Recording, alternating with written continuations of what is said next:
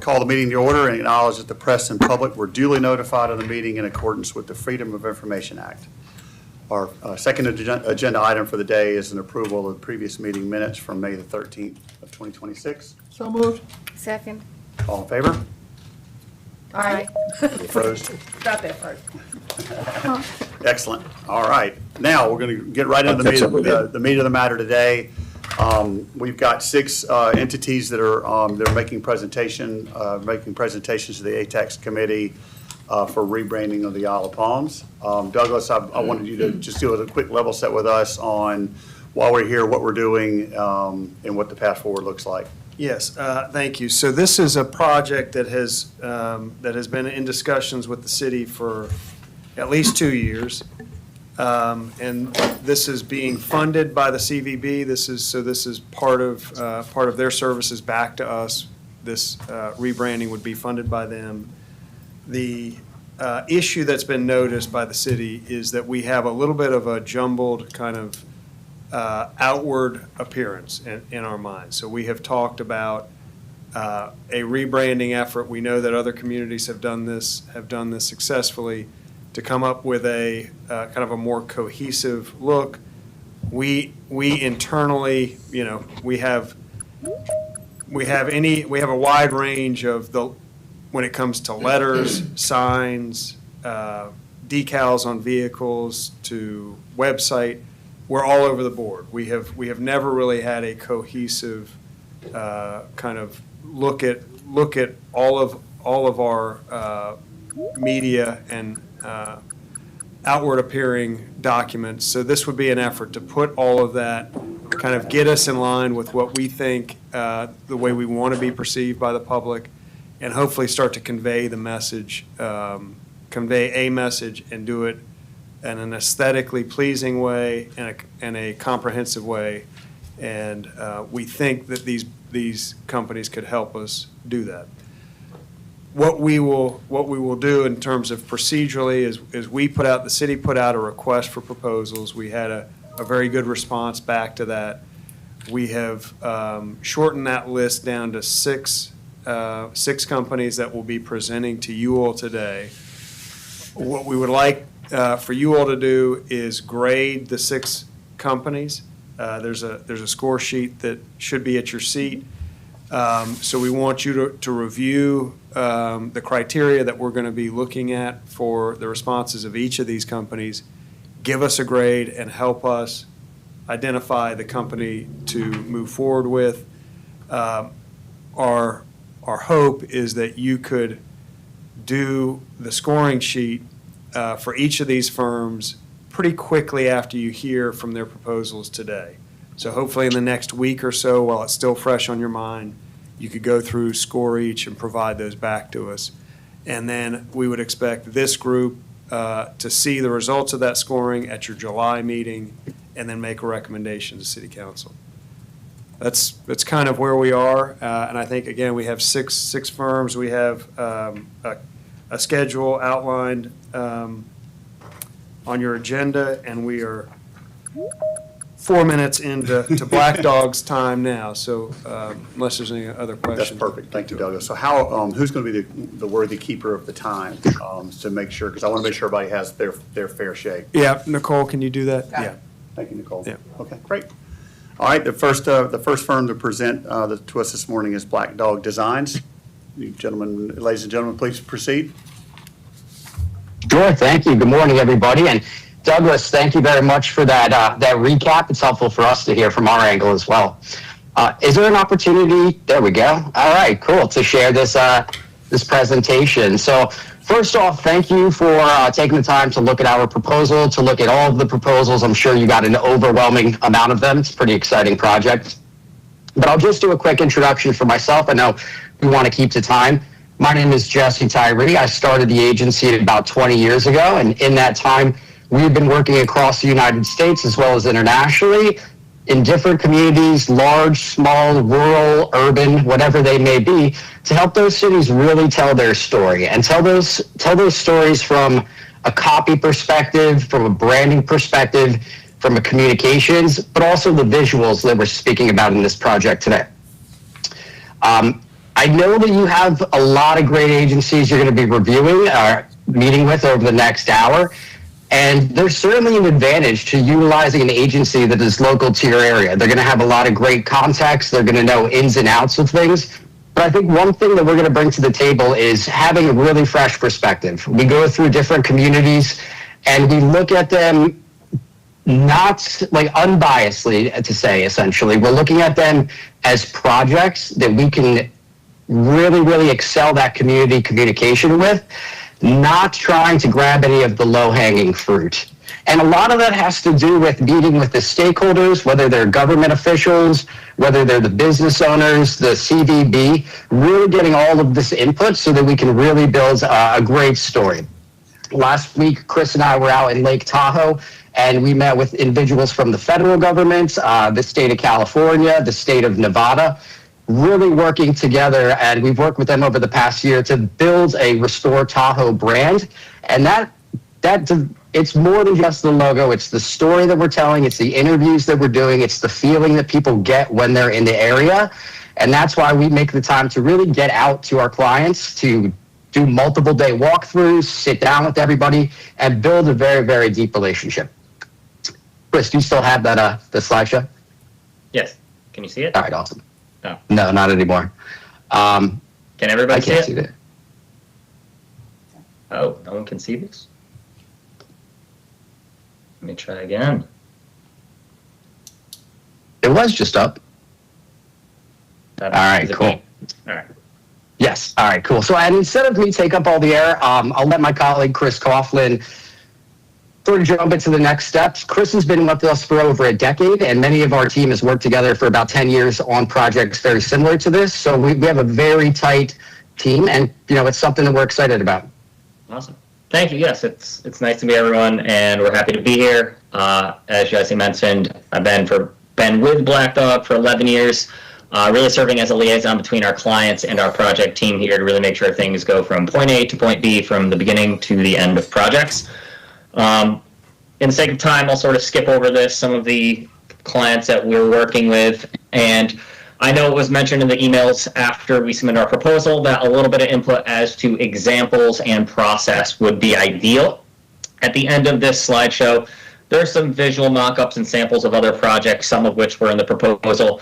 But I wanted to kind of focus on this slide for a little bit here first, because, design is design, copy is copy, but if it doesn't really mean anything or resonate with residents, stakeholders, businesses, as well as visitors that are coming into a community, it may not be authentic to who you truly are. So that really is where the discovery and research is the most important piece of this project, which is why we've included a multi-day visit, focus groups, interviews with primary stakeholders, as well as public workshop. You can see a couple images here of some of those engagements. This was one from Genesee County, New York, which is a rural county located between Buffalo and Rochester. On the bottom left, you can see different activity boards, and the bottom right, that were set up for these workshops. The county name was in the middle. There's all these phrases, and residents were asked to connect a line to say, okay, this is what we think Genesee is. This is what resonates with me.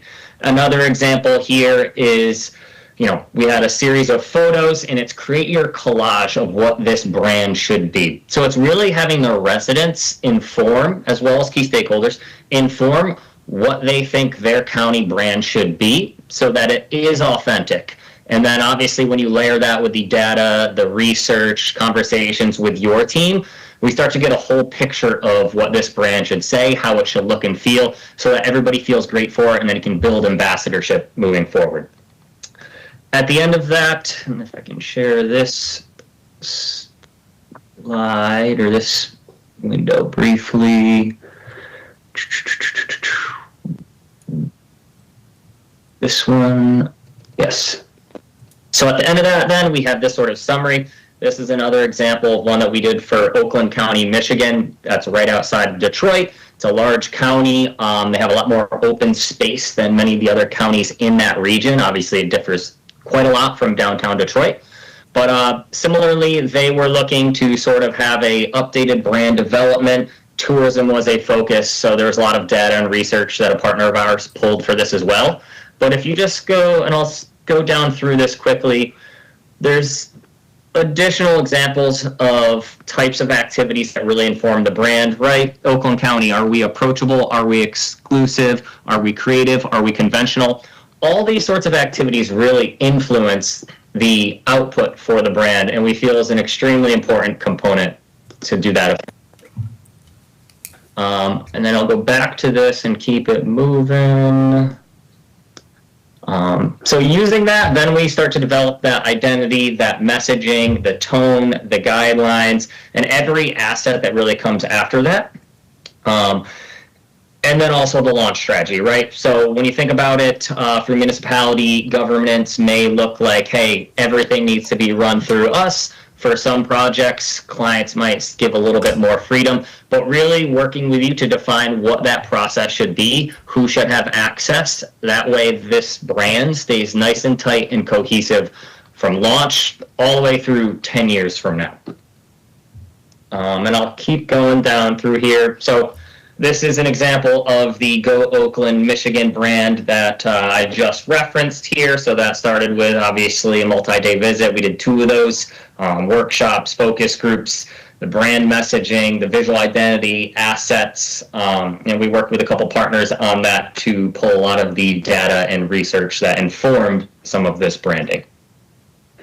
Another example here was Woonsocket, Rhode Island, so sort of a historic small city in Rhode Island that has fallen upon, let's say, just a little bit tougher of times, and they recognize, hey, we have some marquee events, we have this French-Canadian influence from early settlers here, and we really need to make that pop and bring that out, as well as a famous theater and some other arts and culture that are pretty prominent there for that city.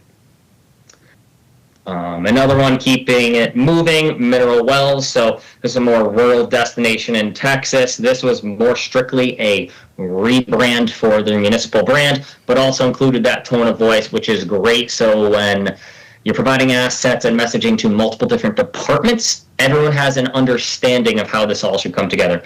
And that Tahoe project, Jesse actually just mentioned, we were at last week. That's a partnership organization with 80 plus partners. So we actually had a presentation at the end and walked them through this brand book so that when they are providing assets to individuals, there's copy that's already approved, there's imagery, there's design assets. But if they need to expand on that, they understand what the brand's tone of voice is. They understand what the brand's personality is so that they can do that effectively. Looking at time here, keeping it moving, Lake County, California. This is another county that we helped develop a place brand for. It's north of Napa and Sonoma counties. More agricultural, wine country starting to bleed up into them. It is an original vacation destination, let's call it, before actually Tahoe really grew to what it is due to similar distances from the Bay Area. But again, started with a 3-day visit, met with key stakeholders, focus groups, legislators, and really developed that brand. And also an outdoor recreation trail site that came after that for the county. Another project, Long Beach, they have a lot of distinct neighborhoods and areas within that city. So they have actually 26 of them. So we're just about done with the last few profiles here, but we had to develop distinct identities, pull data, research, and really form a story as to why a resident, business, investor, whoever it may be, would want to choose Long Beach and where is the best place for them. So we've been engaging with not only the client, but the business improvement districts, the council offices, and met a few notable stakeholders and individuals when we were out there. Campbell County, this is another more, call it straightforward municipal branding project to really refresh an identity that similarly wasn't very cohesive at the beginning. This obviously started with the logo, the messaging, as well as different assets like you can see signage, design templates, vehicle mock-ups, some of the things which have been referenced in our proposal for this project as well. And then keeping it moving. Lastly, this is a project that we're launching currently for the Hollywood Partnership, obviously to position Hollywood's neighborhoods and legacy industries sort of in partnership in tandem there, to really say this is why a site selector should come here, a resident, business, or investor. I know that was pretty quick, and I see we're at 10:15. I don't know if there are any questions for us or items anyone on the call would like to go over. Any questions? I from- just have something. I have something to throw out real quick. I saw the USC banner in the background, and I forgot to include a project that we completed for the Columbia area economic development. So we essentially work with South Carolina Department of State, Department of Revenue, as well as the Columbia Area Development Partnership. It was a public economic development entity, but we helped them rename it, rebrand it, and we can share that suite of collateral as well as the website is currently live as well. Thanks for that, Jesse. You got it. Any questions from the committee?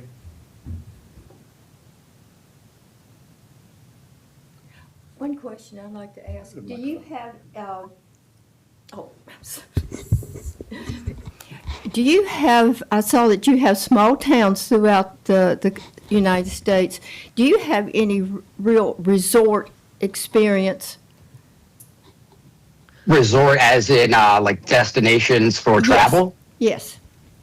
Absolutely. I mean, our agency is based on, just looking at the clock, in upstate New York. So we're about 3.5 hours of New York City, Boston, Philadelphia. So we're in a major tourism market. We're about 15 minutes from Saratoga Springs, where they just had the Belmont. So we're really based, and we got our business working with tourism industries and then expanded over the past 15 years to working with those industries themselves. But many of these examples that Chris has just shown are really tourism destinations, and we have some clients that we are currently acting as agency of records for, where for the past 6 or 7 years, we have done everything from the brand development, the blog writing, the copy, the photography, the video, the circulation, and this is for a rural county as well. We have some urban areas too. Yeah, and on the slide I sort of skipped over quickly due to time with all logos.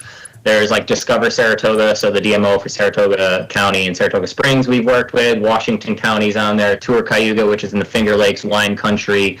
So there's a variety of tourism-specific clients and projects that we work with currently and have in the past for a brand or a website. Yep. And one big spark for that Long Beach project is really the Olympics that'll take place in LA.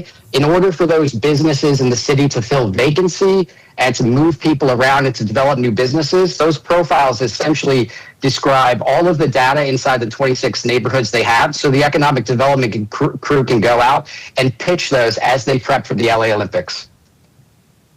Thank you for that, gentlemen. I think we're close to time now, Nicole. I know we got. Yeah, I just gave him a couple minutes. Yeah, since we were yeah. So for the other parties that joined a little bit later, thank you all very much for your presentation, Black Dog. We did have a little bit of introductory time, so people who are joining, we're about, 4 minutes, 5 minutes off of schedule. So we apologize for that, but we needed to kick things off. So great, thank you, Black Dog. We'll move on to the Blue Ridge Creative Marketing Team, please. Thank you. Have a great day. Thank sir. you. As they're transitioning, did want to mention that on your packet, each of these is a link. So if you want to see their original proposal to us, just on your packet, click that and it'll take you to their full link. The accommodations one. 1 minute.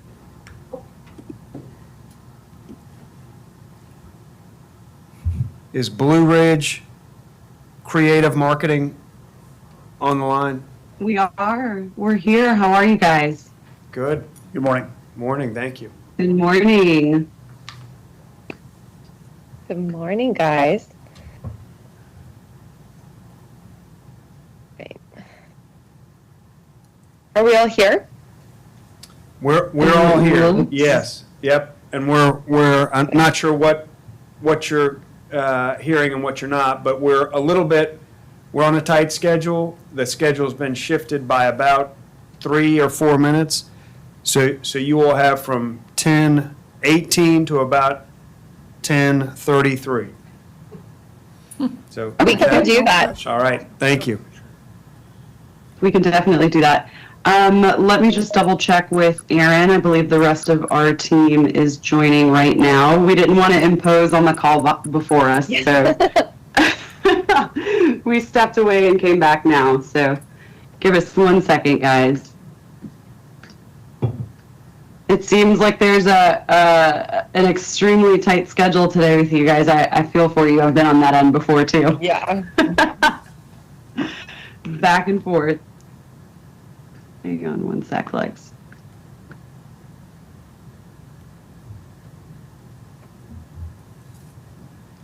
Give me one sec, guys. I'm going to step away for 1 second and give them a call. It looks like they're in the waiting room. Perfect. Here we are. Okay. Do you guys want to go ahead and share, and then we can just get started? Yeah, sure. Let me go ahead and share my screen.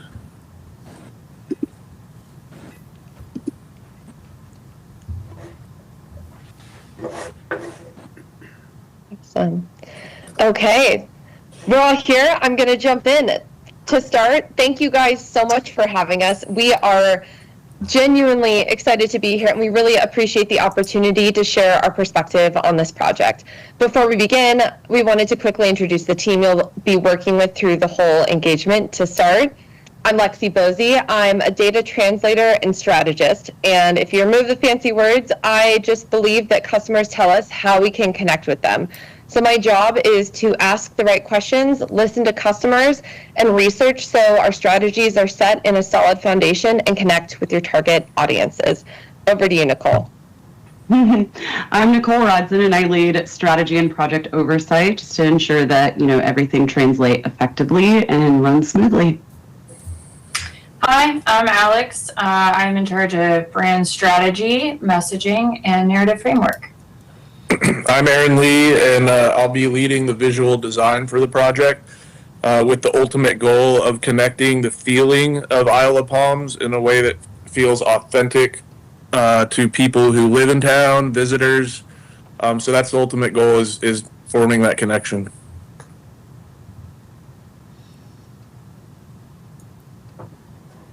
Amanda, you're muted. Thank you so much.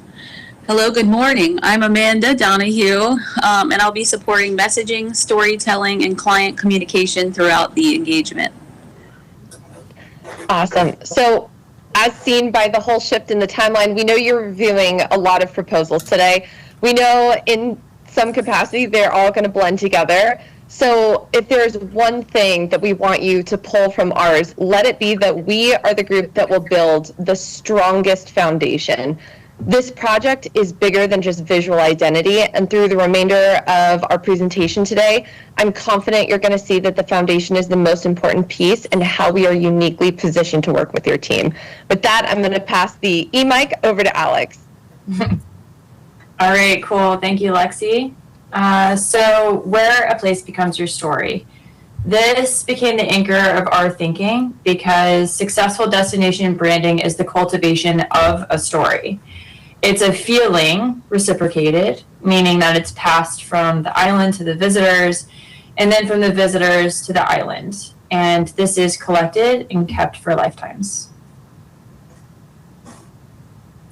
Okay, so at face value, this story that you're seeing on the slide here is familiar, right? So this is all stuff that we know. People come for the beach, the proximity to Charleston, the recreation, the family-friendly experience, the vacation as we know it. And these are all attributes that attract attention and drive visitation, all very important. But we think that this is just the beginning of the story. Yeah, so the main thing we want to get across is this generation. Oh, sorry, 1 second. Aaron, sorry, 1 second. So I just wanted to go over this slide really quick for what happens after that first visit. So the Island of Palms is an autotelic destination. So this means that it's the one that people return to with the sole agenda of simply enjoying it. So that word autotelic. They're visitors that have found their belonging and they're actively invested as the island stewards.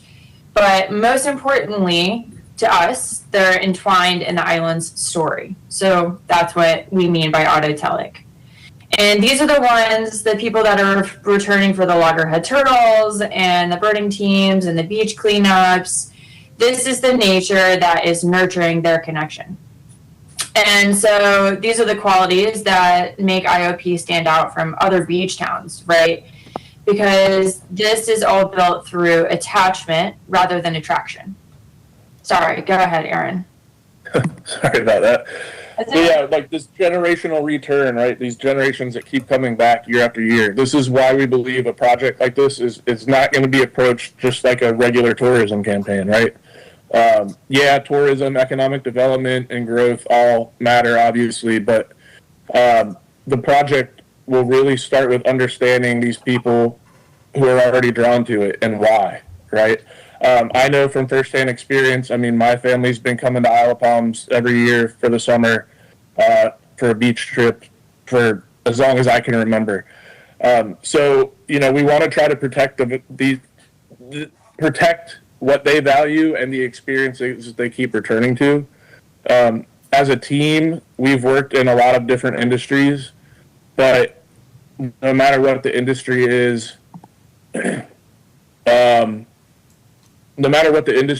really it comes down to everything is rooted in understanding how people discover, choose, trust, and stay loyal.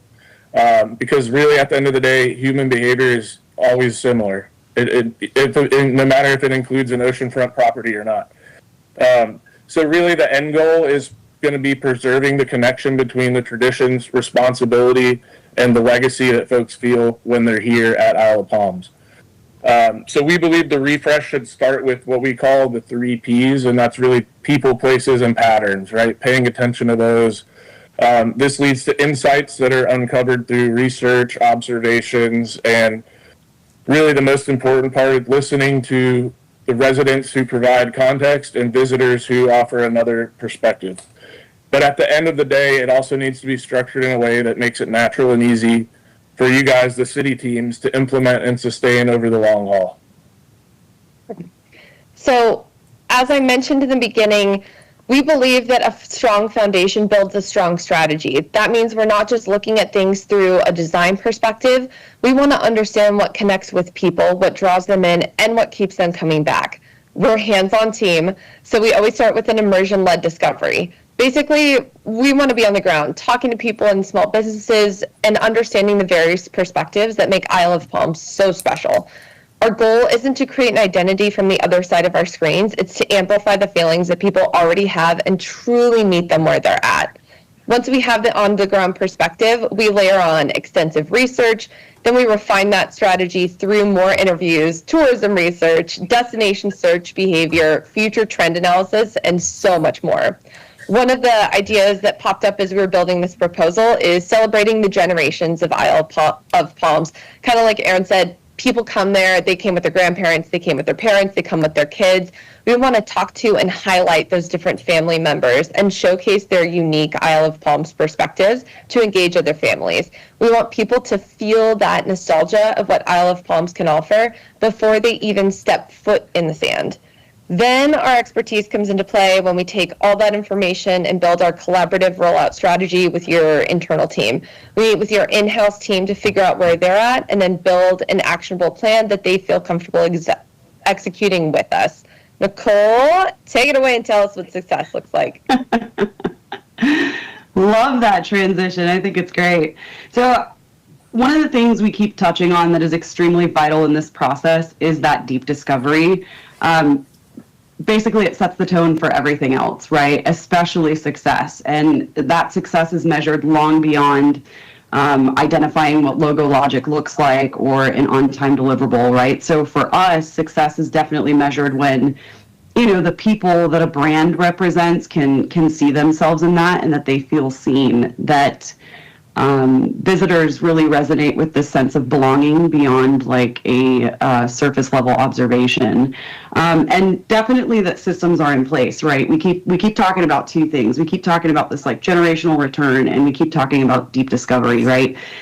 It's really important that we have systems in place that allow easy implementation across the board, and it's like for everyone, right? For city teams, residents, visitors, nature, everything, right? So that they can see the consistency passed down as it scales. Thanks, Aaron. So one of the things we want to call out too is how much passion we bring to balancing out the process, right? We keep joking that we're local non-locals, where we're close enough to the IOP where we can understand the distinction, but we're far enough removed to where we can approach this with fresh eyes, right? We have built-in flexibility within a proven process, a proven structure that's rooted in deep discovery, because that deep discovery creates the solution with an understanding first perspective. We're also adamant about the delivery, right? So like I mentioned on the slide before, it's beyond on-time deliverables and logo logic. For us, you can create the best brand in the world, but if there is no implementation strategy or support toolkit created so that teams of different skill sets and departmental needs can't implement them, then eventually we're going to be back to where we are today, right? We want to make sure that it resonates with people, but that it's a system that you guys can follow. And then on top of that, I think one of the things that is probably the most fun for us is that the people on this call, we are the team that leads the strategy. We are the team that, you know, here's the whole story. We see the pain points, the pride, the frustrations, the vision, all of it. And we don't really have teams behind us that are churning out deliverables on the back end. So we have the capability to be able to be with you guys along every step of the way so that we can translate that feeling and that knowledge into the end result.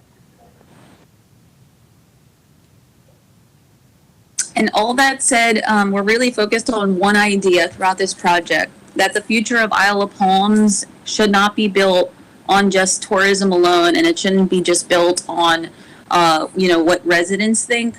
We're here to balance both of those things and to find the relationship between the two. So that will be our goal throughout this process. And we would be really honored to tell that story with you all.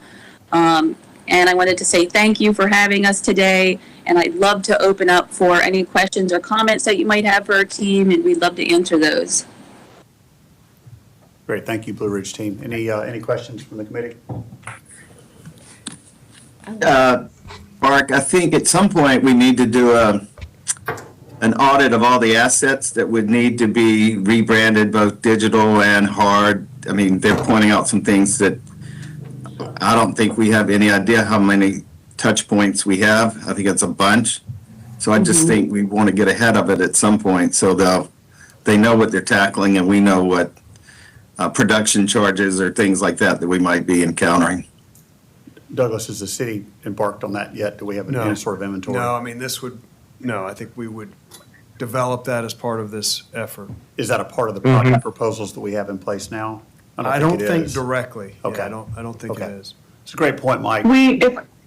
If I may interject for a second, so one of the things that we do is we will actually do a physical print file, right, audit, as well as a digital landscape where we kind of review everything that you guys have.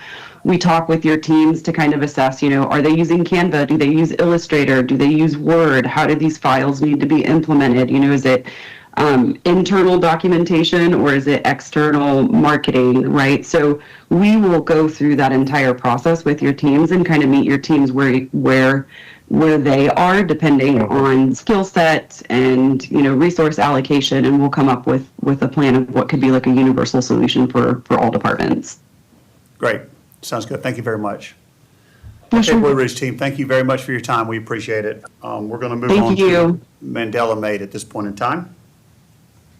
All right. Thank you, guys. very much. Appreciate it.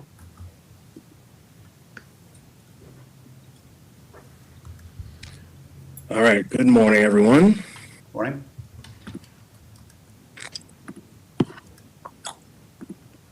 Share.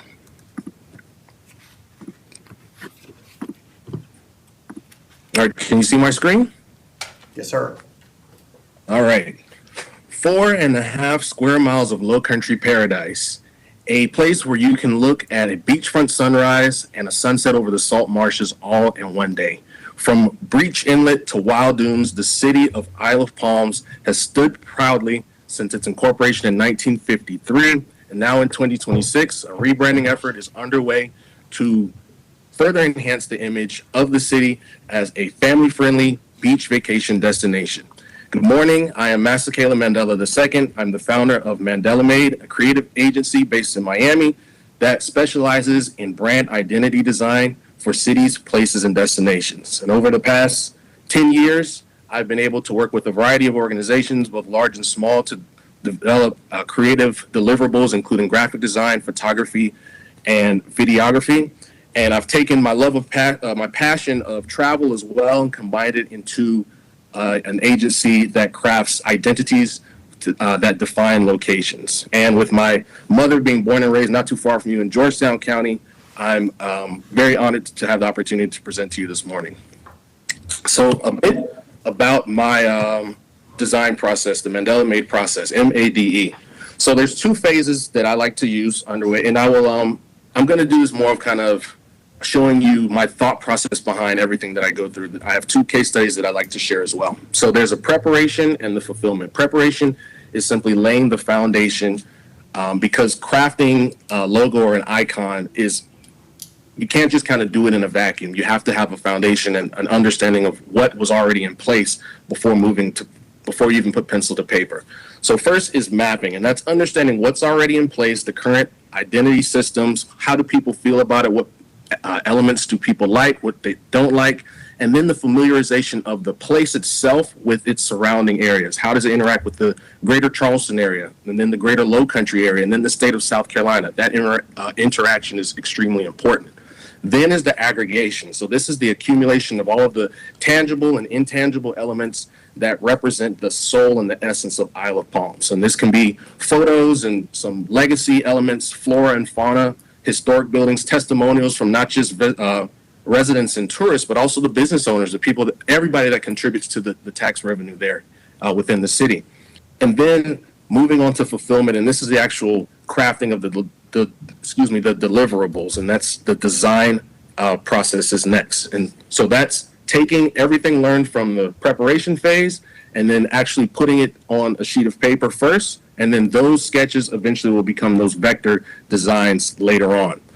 Within this would be 3 rounds of revisions to make sure that the process is as exhaustive as possible, to make sure that everything has been thought of clearly before putting together a single mark that's supposed to represent the city, which is incredibly difficult to do. And then just because designs or logos are rarely seen on just a white canvas, providing mock-ups to provide context to the application of said logos.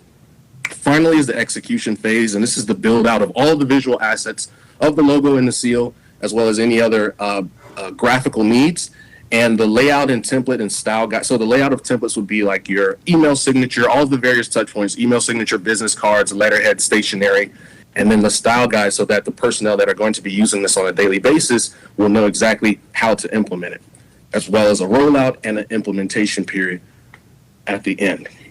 So, like I said, I like to show my work. So I put together 2 speculative case studies for 2 municipalities that are close to where I live. And the first is the city of Opelika. It's a suburb about 10 miles north of Miami. And they have a seal that they use in place for everything. So it's for their formal usage as well as when they're marketing the city as well.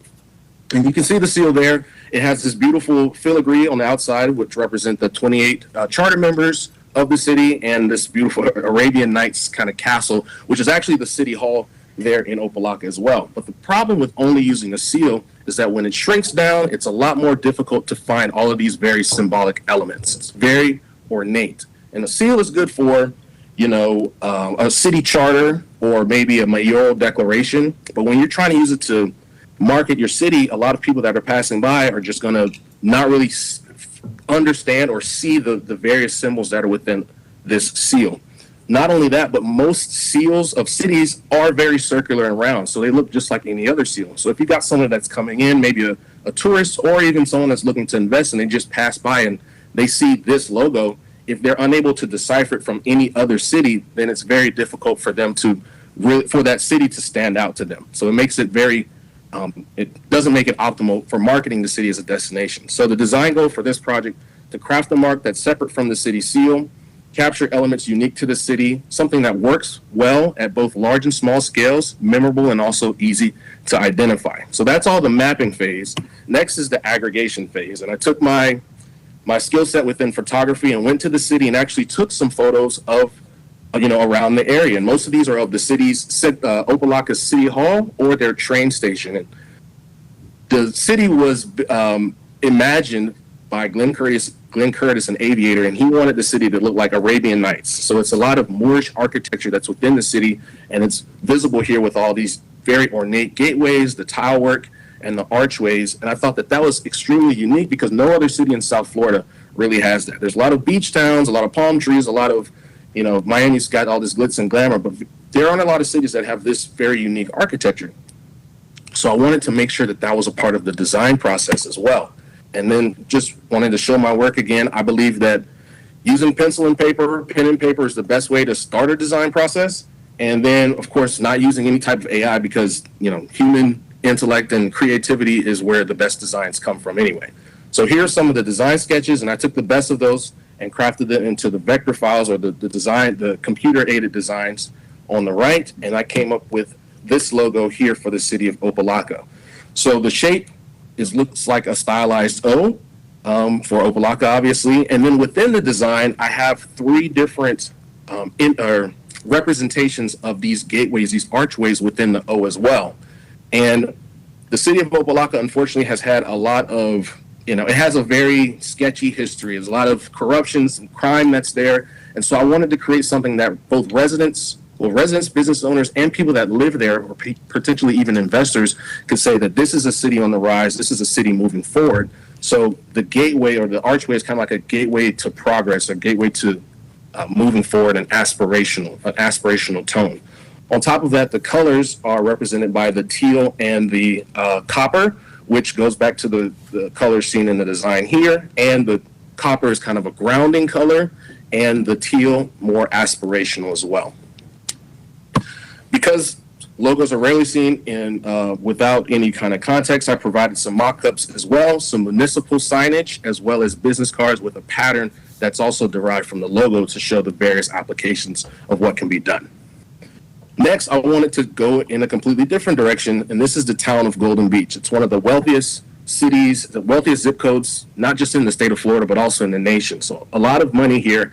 And you can see with the script that they use for the initial logo at the top, the golden, it kind of looks like a Coca-Cola font, and then the beach underneath, it's supposed to strike a very wealthy and exclusive tone, and it does that. But recently, I believe it was in 2022, they changed to this word mark here at the bottom, and it uses a very geometric and clean font. However, it looked a bit too contemporary for the high-end luxury that the town is known for. It looked more like Miami Beach as opposed to Golden Beach, and those are two different tones, if you will. They're very, very different, even though they're both oceanside.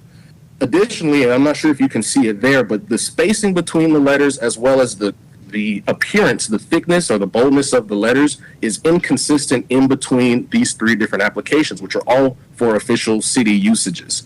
So the design goals here were to craft something that was visually consistent regardless of application, find something that's unique to the town because this lettering doesn't really show anything that's unique to the city of Golden or the town of Golden Beach, and then fix the word mark a little bit, the spacing, and then something that's memorable, works well at large and small scale as well.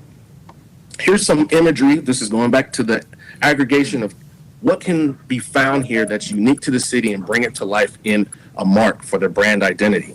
And the images on the bottom middle and on the right stuck out to me because there's these oval-shaped islands that make up the town of Golden Beach. And especially on the image on the right, you can see a small bridge that connects that with the rest of the barrier island. And it's the one in the middle is known as the Strand, and it's the main artery through the town. And I was like, okay, there's got to be something that I can do to craft something that is iconic for the city of Golden Beach. So here's my design process once again, going through all of these. And then here's the evolution of those vector files. And then all the way toward the end, you can kind of see what will become the final image. So it goes from this script italic font to this very contemporary font to something that's unique to the city, but also very, it underscores the luxurious tone of the city. The G represents the oval shape of the islands, and then the negative space, the space in between the G and the B, is kind of like this kind of alleyway, and that's supposed to represent the main road that goes north and south, and then the space in between that goes horizontal is the strand, the road that connects the two islands. And then to the right is a small adornment, a star that's set to represent the sun rising on the city from the east, and just something to add to that tone of luxury. And then the letters underneath, Golden Beach, they're accurately spaced, and they also have this very tall and very leisurely, but still very contemporary and luxurious look to them that, once again, is synonymous to those the elongated islands that the town is known for.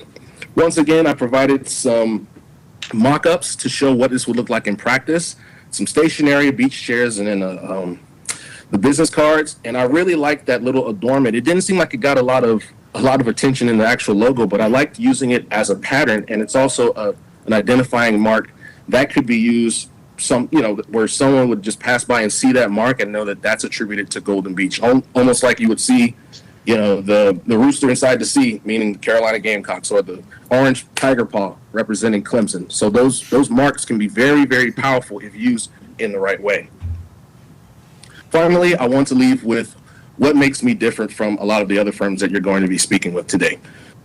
I am a solo creator, so that means that my reputation and my responsiveness is really all that I have. So make sure that I am personally available. You have direct access to me. You're not going to a senior project developer or a director who has to get in touch with a junior developer that has to reach out to you via email, and then that whole back and forth for approvals.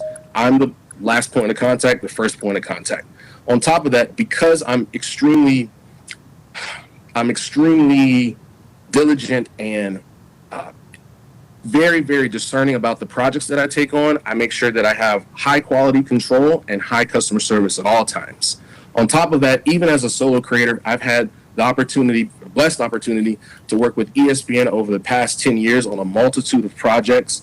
They've entrusted me to do work that's been seen ultimately by millions of people. And so I'd love the opportunity to work with the Isle of Palms on their rebranding efforts. And with that, I yield the floor, and I thank you for your time. Thank you, Mr. Mandela. Any questions from the committee? Got 1 minute. 1 minute. Good. No further questions, Mr. Mandela. Thank you for your time today. I appreciate y'all. Thank you. Okay, next up is Destination by Design. Good morning, everybody. Morning.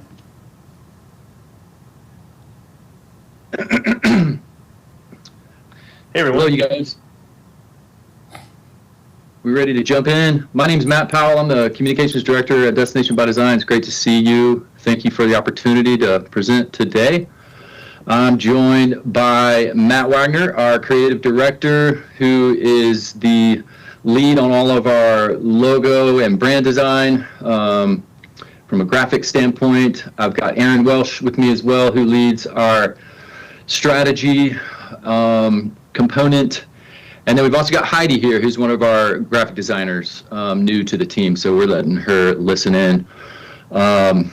We've got some slides to walk you through, and we're going to try to keep it to 15 minutes and then answer some questions. So I believe Matt Wagner's going to pull up the slide deck and walk us through, and you'll hear from all of us, hopefully.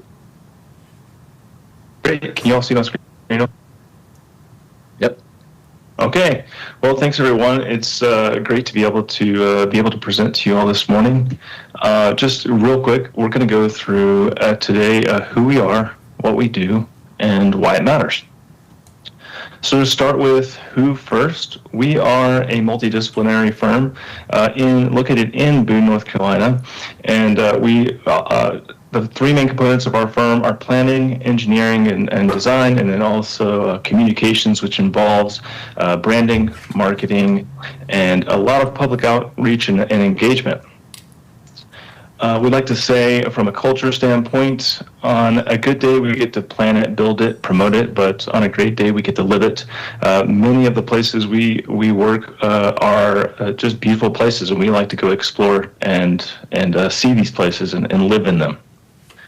So our teams, like I mentioned, are these four main components. We are steadily growing the wayfinding component of this business. So we have planning, design, and engineering, communications, and many times when we get into implementation, we're moving straight into wayfinding signage.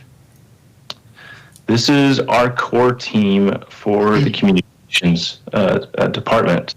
So you can see we've got a wide array of experienced staff and folks to really kind of take you through this full process for branding. Matt, I'm going to pass it up to you to kind of talk about this slide. Yeah, real quick, we just, in terms of our understanding of the project and how we believe that we are a good fit, we work with all types of different communities. We exclusively work with municipalities, so we really live and breathe government work and how to utilize communications effectively to help you guys create and lead better places for your residents and as well as for your visitors. So we see that Isle of Palms is at a point where they have evolved to a point where the identity needs to be refreshed to come into alignment with the municipality and with the needs for a tourism identity. And so this is something that we see and we work on a lot with different communities. We are very research driven.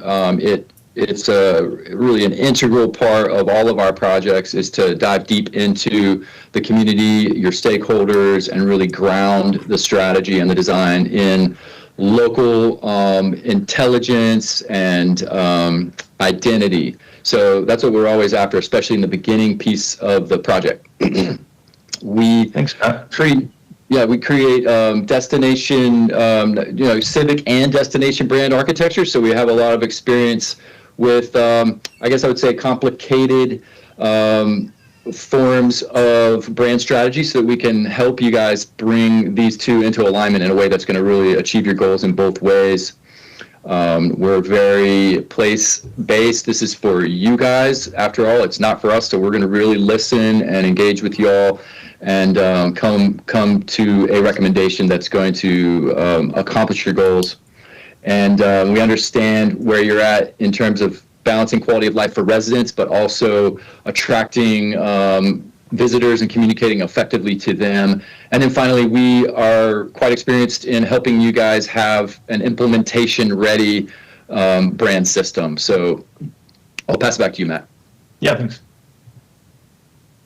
So we are familiar with the state of South Carolina. We've done quite a bit of work in this state. I'm actually from Spartanburg, South Carolina, the upstate, and so it's always a pleasure and a lot of fun to be able to work in the state that I'm from. So we're also working in Cheraw and in Pendleton, Kiowa as well. All of those are active projects that are, for the most part, wrapping up and getting ready to move into implementation. You can also notice that we are nationwide. We're going from Harney County, Oregon, down to Texas, a lot of places up and down the East Coast, up to Illinois and New York. So we've got quite an extensive portfolio from all over the country. So I'm going to get into the what of the branding process.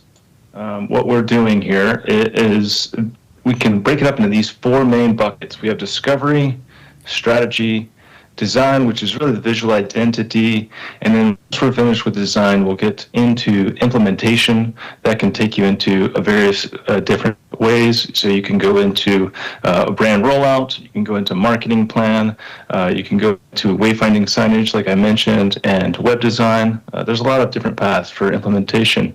Aaron and Matt, would you guys want to talk about discovery a little bit?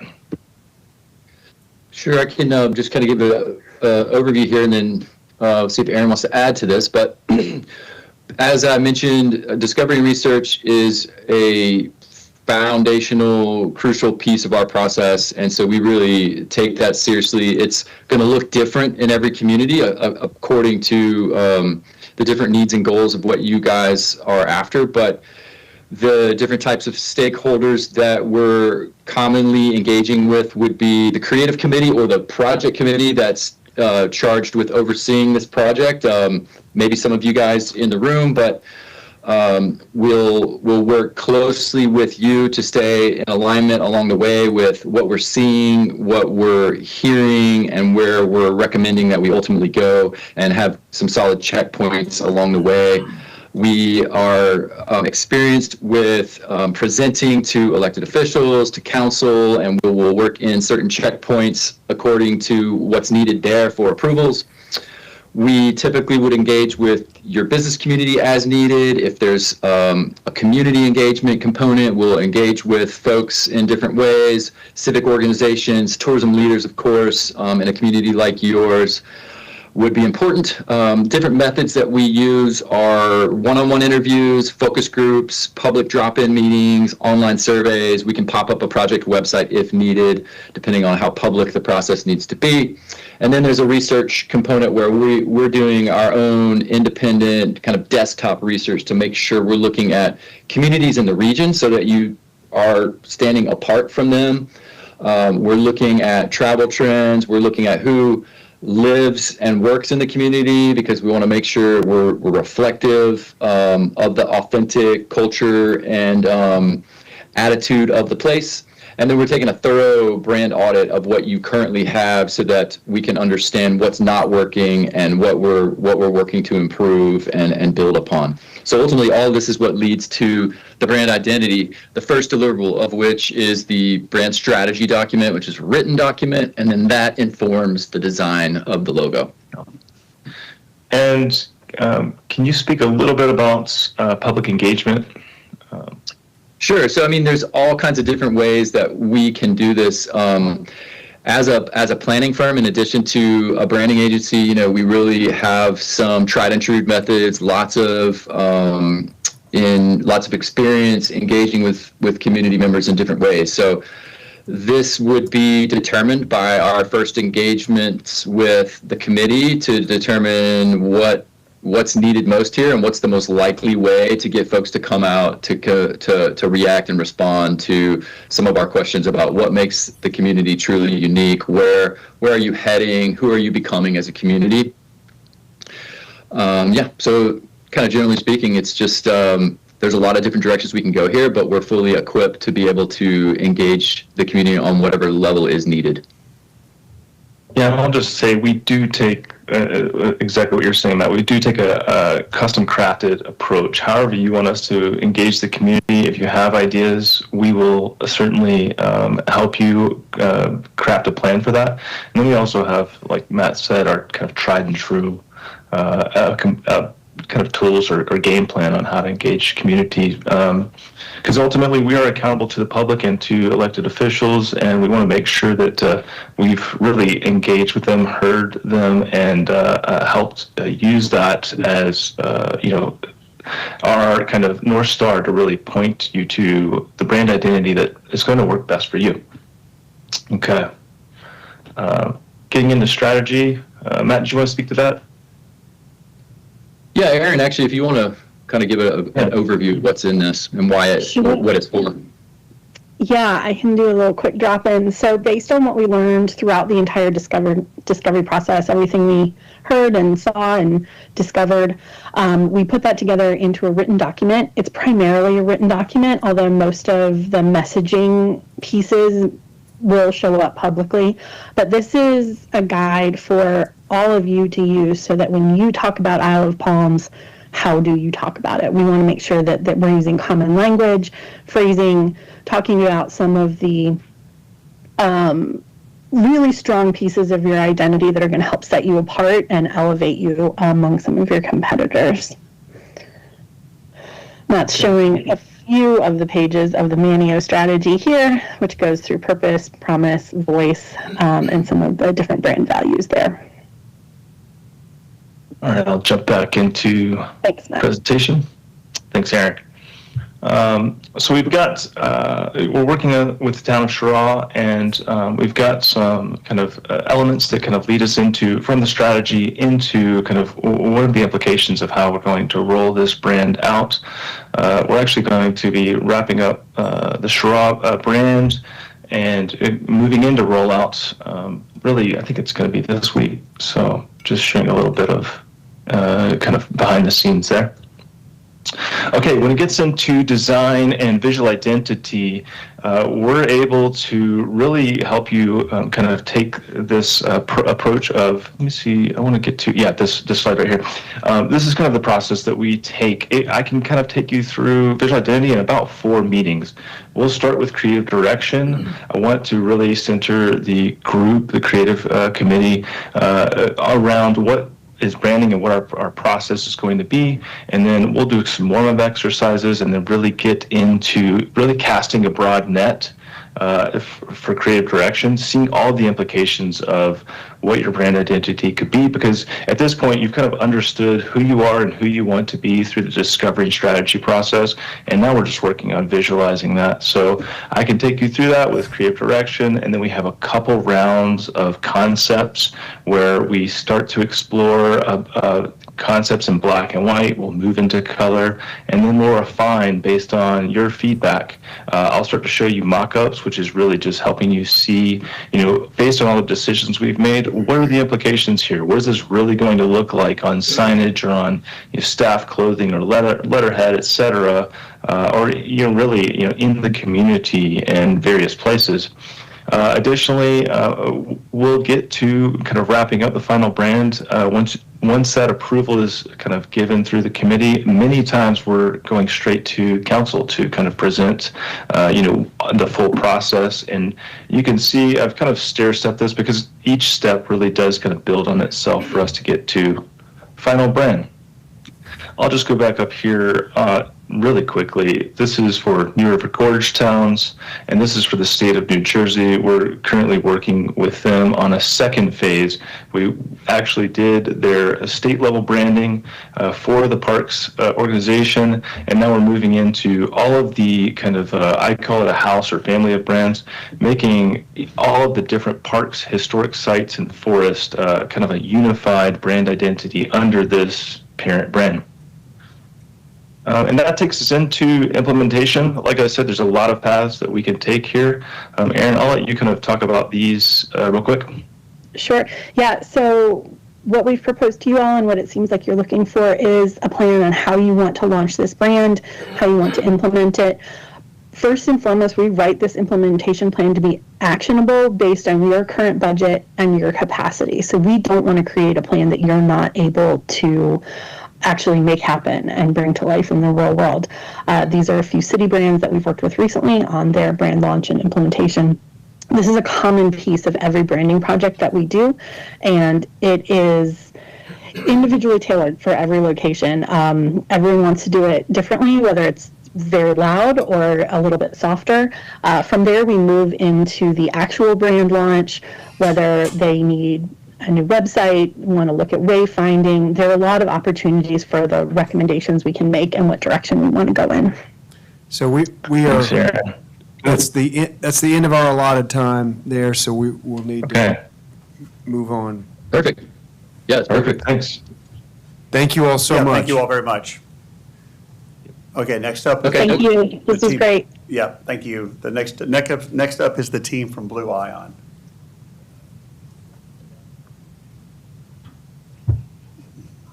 And Mike.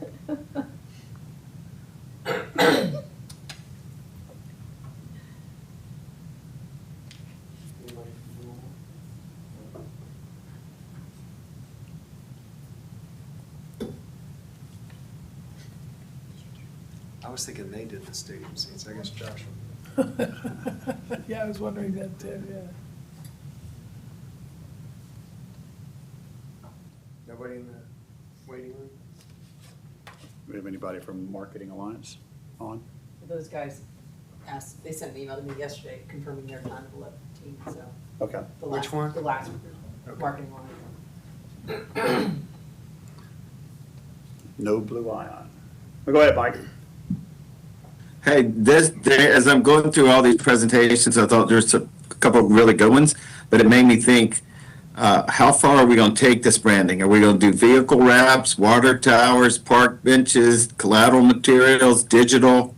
Is this going to be kind of a ramp up? But there's a lot of potential applications that could be very impactful. Like I think of coming across the connector, that big water tower. If it looked, something other than what it does, maybe it would make a branding statement that would be more impactful, but park benches, signage, everything. I thought the vehicles in Jersey caught my attention, like, we have a lot of vehicles running around. Something consistent and pleasant would be nice. But we could spend a lot of money. I think that's the kicker. Yeah, and if we have a minute to talk about it, and we touched on it earlier, but the deliverable for this project is a strategy. So part of what we would expect these companies to do is to kind of take inventory of all that we have and then develop a strategy. We do not have a budget associated with the next steps yet. But I think we would want to have this step at least underway, and it's probably a next fiscal year for the heavy lift in terms of financing any kind of major changes, improvements, probably would be rolled into next year's budget. Smaller, less expensive things, obviously, there would be some available funds to do that type of stuff, but in terms of exactly what gets changed, how expensive those changes are, and the strategy of how to do that work, we're going to rely on this firm to kind of give us a roadmap for what to do, when, and how. I would ask, Doug, if we could get, when we follow up with these folks and thank them for their time, your ballpark range on the application piece. What have they seen on the low end? What have they seen on the high end? And maybe they will share kind of quote unquote the punch list of things that were rebranded so that we don't, inadvertently miss something, which we likely would. And then is it a fair assumption to say this would go to city council because this is not just an ATAX thing? This is a bigger project with a bigger budget that the city would need to support. Yeah, so the process would be a recommendation from this group in terms of who to hire to do this. Which of these 6 firms do you all recommend the council hires? There is $50,000 that's been allocated to that project. We would need, based on there hasn't been a firm. I think the firms are all aware of the amount that's been allocated. We're assuming that their proposals are based on the identified funds that have been budgeted.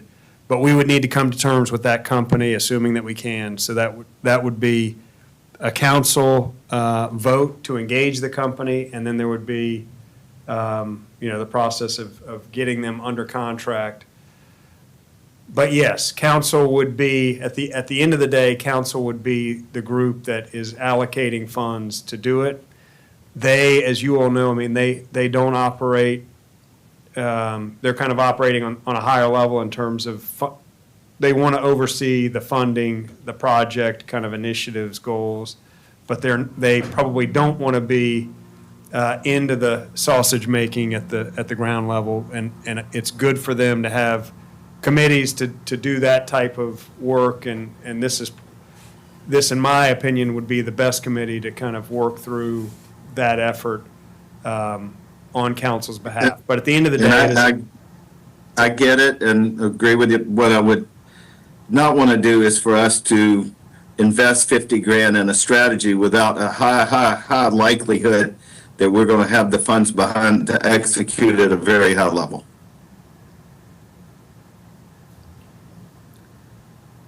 That's just my opinion. I think it makes You sense. can disagree, I don't care. And this is purely the city, so the water commission, the fire department, the police department, really, they because the police department seems to have different logos on different cars. That's their deal. That's got nothing to do with to the some actual degree, city. that is their deal. I mean, Okay. at the first that you mentioned, water department, CVB, any other outside agency, they are wholly outside. But police department, fire department, I expect that they will be, their cars are going to kind of look the way they look. They're not going to, but Right. there is potential that those would be included in the project. Good. Got to run. Thank y'all. Thanks, Mike. Yeah. Do you I was want going to kind of follow up on Doug. I guess I would see this as this being the first step, and again, however we implement it, but we would start using these designs in the future. We may not go back and replace existing ones, but moving forward, I would think we would kind of adopt this, whatever comes out of this project. And again, does that lead to the, the police, fire trucks, somewhere down the line, if we have right? to get them repainted, why not use the newer logo? Right. Kind of thing. Right. Yeah, I think that makes it'll be sense. a bit of an evolutionary I type think that's fair. Yeah. process. I'm sure there's some easy, low-hanging fruit, right off the bat with signage, letterheads. Electronic decals, assets, for sure, yeah. I mean, that we could do kind of instantly, but to Mike's point, I mean, there's some potentially big ones, like That's right. repainting water towers and things like that. We went through that once. The cost of keeping it up was a little too high to do anything with. Yeah, Remember that? yeah, they do have to, I mean, as maintenance, they have to repaint it pretty regularly, but, yeah, we did talk, it was pretty divisive, the idea of adding stuff to that tower. Yeah. Divisive, really? Yeah. Believe it or not, strong opinions in this community. Wow.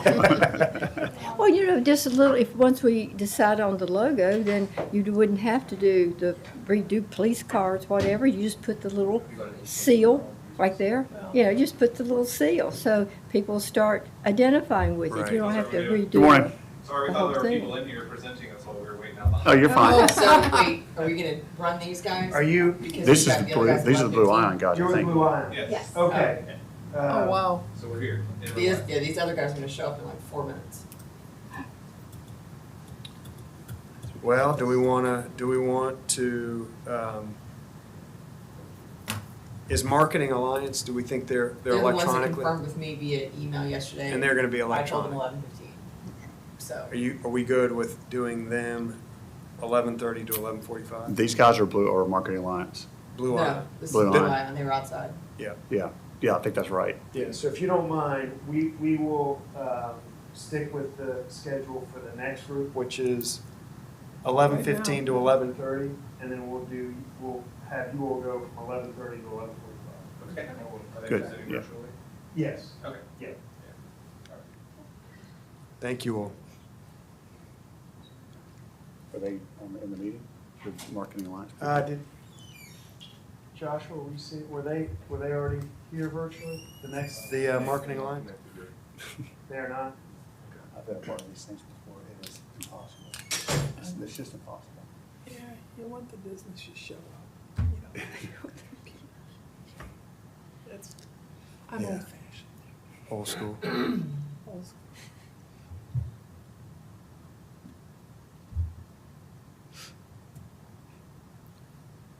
It is an opportunity for us to get our 3 minutes back. Here we go. Right back on tight schedule, 11:15. Do you want me What's to email that? Deborah and tell her 11:45? Yeah, if you don't mind. You're emailing the people out in the hall. No, No, I'm emailing Deborah- upstairs to tell her not- Deborah was Okay. coming in 11:30 Gotcha, after Gotcha, their. okay. There we go. Good morning. Good morning. Good morning. How are you guys? Great. You're right on time, so you can get started whenever you're ready. Awesome. I figured I'd jump in a few minutes early just in case. You guys are really powering through these meetings. I'm impressed. Well, we're juggling a little bit, but you're where you need to be.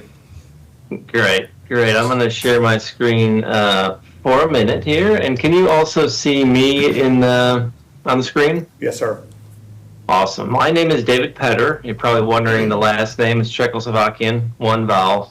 I'd like to tell people if I ever ran for office, it'd be everything's better with Petter. A little bit easier to remember there. But I have the privilege of running a company called Marketing Alliance. We've been in business for 25 years, starting in 2001. We celebrated our anniversary last week. And I think today the conversation will be a little bit different than perhaps the presentations you've had leading up to this. I know it's been very competitive.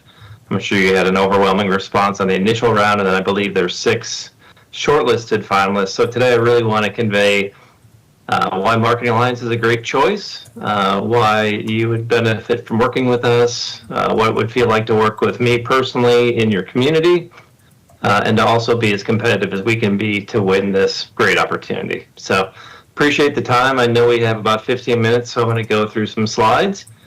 Please know that I'm also going to send this document to you after the presentation because it is a little bit longer and I don't want to race through it. But there's some additional logos and some references in this document that you guys can look at as you're making your decision on who you want to select as a partner. Okay, awesome. So really, I think today is really about understanding that this isn't just a design opportunity. It's not just a logo opportunity, but it's an opportunity to work with an organization that's going to really understand the nuance of working with a diverse network of stakeholders within your community, knowing how to navigate those conversations, being able to synthesize good information to ultimately arrive at a group that understands your value proposition, what makes you unique to tourism individuals, to residents, to city officials, and be able to synthesize all that great information into messaging, branding, and a guidance document. We would then, of course, take that into executing across marketing endeavors. But I think the point of difference of Marketing Alliance, not knowing the background of the groups that you've met with already, but we're only focused on community development. For the past 25 years, we've worked with 475 communities across the country in 29 states, including South Carolina. Every day we work with 8 or 10 different clients across 29 states, helping them solve their challenge. And really the challenge always boils down to what is the strength of that place, that city, county, or state, and then how do we bring that story to life through authentic storytelling, branding, and messaging. So I think, although our name is Marketing Alliance, I really believe we're a prosperity company, we're a business development company, we're a company that's very focused on achieving outcomes, more so than just doing beautiful graphics and beautiful words on a page. So from our understanding of the project, we know that this isn't just about logos, and I'm sure you've seen a lot of logos over the last hour as you've been meeting with different groups, but it's really, can we capture the vision of a diverse set of stakeholders, including city council staff, residents, partners, your regional partners. You've got a lot of people that want to be a part of bringing to life this new brand. Who would be the best partner for you to be able to do that? And I believe Marketing Alliance would be able to do that. And I'll share a little bit more about my particular background shortly. We want to make sure we're celebrating the island's unique character. There's a lot of great destinations across our country on the East Coast. How can we present your brand as one that's unique and differentiated to other solutions? We want to create consistency. That was a big theme of your RFP, was that there's a lot of different marks and brands and people are not using the market properly, so we want to make sure that we're doing that consistently. And then we want to give you guys the tools for you to use the brand moving forward that's going to be consistent, it's going to be accurate, and then we're going to have some kind of unified message and voice. As a quick sidebar, I ran economic development organizations and tourism organizations for about 13 years before I owned an ad agency in Austin, Texas. So I have a unique background of both understanding the marketing side of the business, but also some of the shoes that this group fills. I certainly wouldn't say that I understand all of your challenges or opportunities, but I understand a little bit of the, I would hate to say sausage making, but essentially sausage making of a project like this. It isn't a linear project. It's going to involve a lot of different personalities. It's going to involve a lot of different stakeholders. We have to be able to control the process in a way that's very welcoming and collaborative, but also aligned to the goals of this particular committee. We talked a little bit about our background. I won't bore you to death on this. I'll also be saying this to you, but at the end of the day, it's all we do. All we do is help communities prosper regardless of what their particular objectives are. In this case, it's defining your value proposition, your messaging, and your look and feel, and telling that story in a consistent way. And that's something that our team of 10 professionals do every single day. And we love the work. It's very fulfilling work. I believe Marketing Alliance, when we do great work, we're creating a better quality of life for people. And I think this project is exactly in line with that same thing. So we're going to connect people to better quality of life, better recreation, more relaxation. We're going to connect commercially to business opportunity and prosperity and potential talent that would work in your region. Like, all of this is good work, and I'm fortunate to be able to lead a company that's part of this work. I'll go a little quicker because I know we got 10 minutes and I want to leave a little time for questions. This talks a little bit about our process. I think you've seen this in our original response, but we would certainly kick off the project to fully understand the goals and outcomes of the project. I think it's sometimes challenging working in an RFP situation. We don't have the chance to have that conversation, before we put together a scope of work. So consider our scope of work kind of a placeholder. We would want to be able to meet with this group and talk about the very specifics of the project and what success looks like as teams. We would have that research discovery process. I would be in the market for the stakeholder engagement, community input. We do most of that in person. If we had to follow up with some video calls, we could certainly do that. We would have a vision and messaging document. We have a very unique, I wouldn't call it proprietary, but we've got a very unique way in which we develop logos. We actually turn to a very broad design community, and we'll typically get back 200 logo options that we won't show you all 200, but Marketing Alliance will work with those designers on those first 200 and then call that down to a smaller group of perhaps maybe 20 logos. But we have a very unique way to get a diversity of logos beyond a company that only has 1, 2, or 3 designers. So I really like our approach to developing the actual look and feel. And then we'll also give you, at the end of the day, how to use those logos and messaging and some templates across a few marketing tactics. I'm going to go a little quicker because I'm talking about all this. I don't want to be duplicative. This talks a little bit about our collaboration process with the different stakeholder groups. Certainly understand that we want to get a lot of input, and that has to be well thought through of who we're meeting with, what are the questions that we're asking, how we're going to synthesize that information. That's an area that I believe I excel in and I love to do, being in a community and talking to the people that are invested in the success of a community and hearing their firsthand impression. It's very truthful and authentic and real. This will not be a brand developed by Marketing Alliance or developed by the people at the table. This is really going to be a brand developed by the community in a sense. If we put a mirror to the community and we listen authentically and we ask good questions, we're going to bring out those stories and that reason why in a way that's going to make your brand compelling and engaging, but also truthful and one that can stand the test of time. One additional feature we didn't, I don't think we put it in the first RFP, but we work with a group called Abler.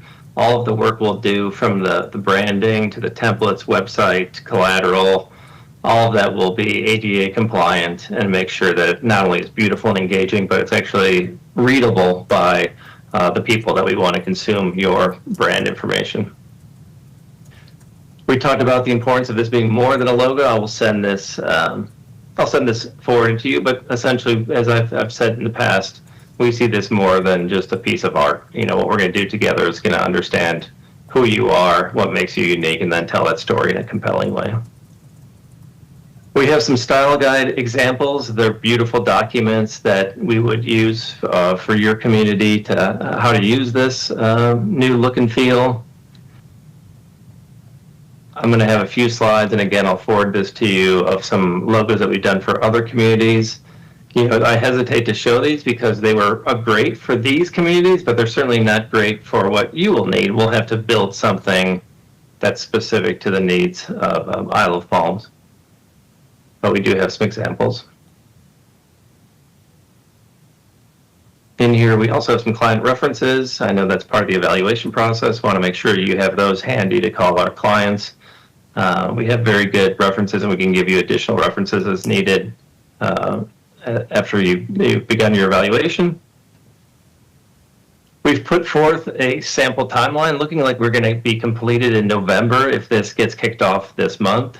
This will give you the key milestones of when I would be in the market meeting with stakeholders, the timing of presentations and revisions, the different deliverables.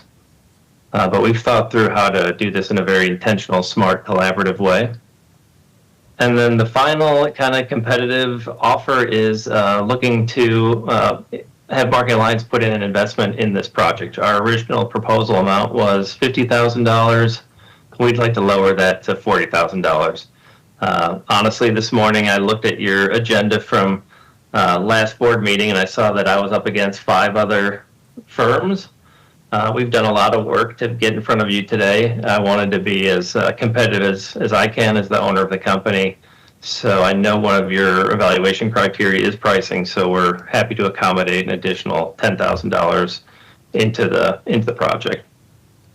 But that is it. I think I did that in 10 minutes, so which might be a record for me. But is there any questions I could answer of the group? Thank you, David. Any questions from the group? No. Yes, I'm going to do one. Again, how many resort communities have you worked with? I would say out of the 475 communities we'd work with, I would probably call 50 of those resort communities. At the same time, I think it's fair to say that what we're really good at is understanding the unique attributes of a place, regardless of its character. But from a resort community standpoint, I would say 10% of our client base. Is most of your time spent getting to know the community, or have you done something similar to where you can more or less help us instead of you're having to start at square one and go through the learning process? Yeah, I understand there's documentation. We would want to look at previous strategic plans. We'd like to look at any visioning studies that were performed by this group or your Charleston tourism partner. I would do first kind of a deep dive on any existing reports or studies or vision exercises, look at data to have somewhat of a leg up or a beginning understanding before I'm in the market. So we wouldn't be starting from scratch. I think it's also wildly, it's rewarding and it's so much fun personally, not just professionally, but personally to be in a market and be able to speak to individuals in the market. When we do strategic plans for organizations, whether it's a marketing plan or it's a strategic plan, we'll typically meet with 15 or 20 stakeholders and have one-on-one and roundtable and city council meetings. And we've become very good at guiding those conversations to allow those individuals to share what makes the community unique, what is the point of differences, address and talk about the challenges and opportunities. But we're very good at bringing out, teasing out that information from stakeholders and then putting that forth into a deliverable, whether that's a strategic plan or it's a messaging document or it's a website. We've really taken it upon ourselves on all of our marketing work now to have I call boots on the ground in the community to fully understand what makes that place unique. And being a community marketing company, we push ourselves every day because as you can imagine, we're marketing all of these places across the United States.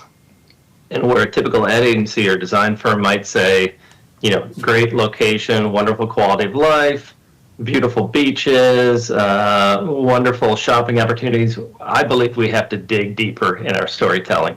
We have to highlight that store owner that's doing something unique. We have to highlight maybe the type of sand that I'm making this up, the type of sand that's at the beach, or for economic development, the student that's the first to go to college in his or her family. But I really believe in not surface level marketing, but how do we capture the authentic stories of a place through the people that are passionate about that, those servant leaders, not only elected officials, but the teachers and the residents and the visitors and the kids and the people of faith and all of the people that together create a tapestry of truth and connection and human nature. I think at the end of the day, marketing is about connecting human beings to other human beings. And because we work with so many places, we push ourselves a little bit harder to make sure we're capturing those in an authentic storytelling way. That's great. Thank you very much, David. We appreciate it. You're welcome. Okay. We're ready for the grand finale. Josh,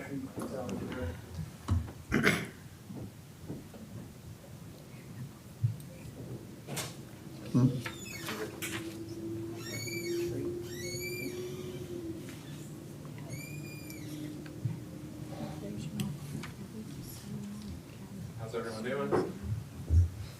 I don't think so. How are you? It'd be public if there's more than three of us, has to be a public meeting. Morning. How are y'all? Fantastic.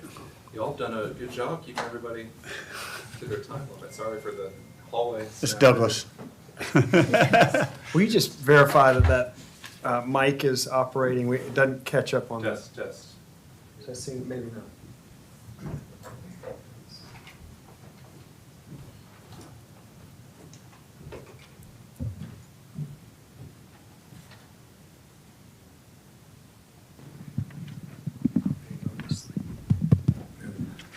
Test.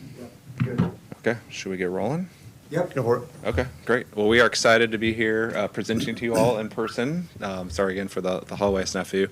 This is a little different capacity than we're used to presenting to this committee.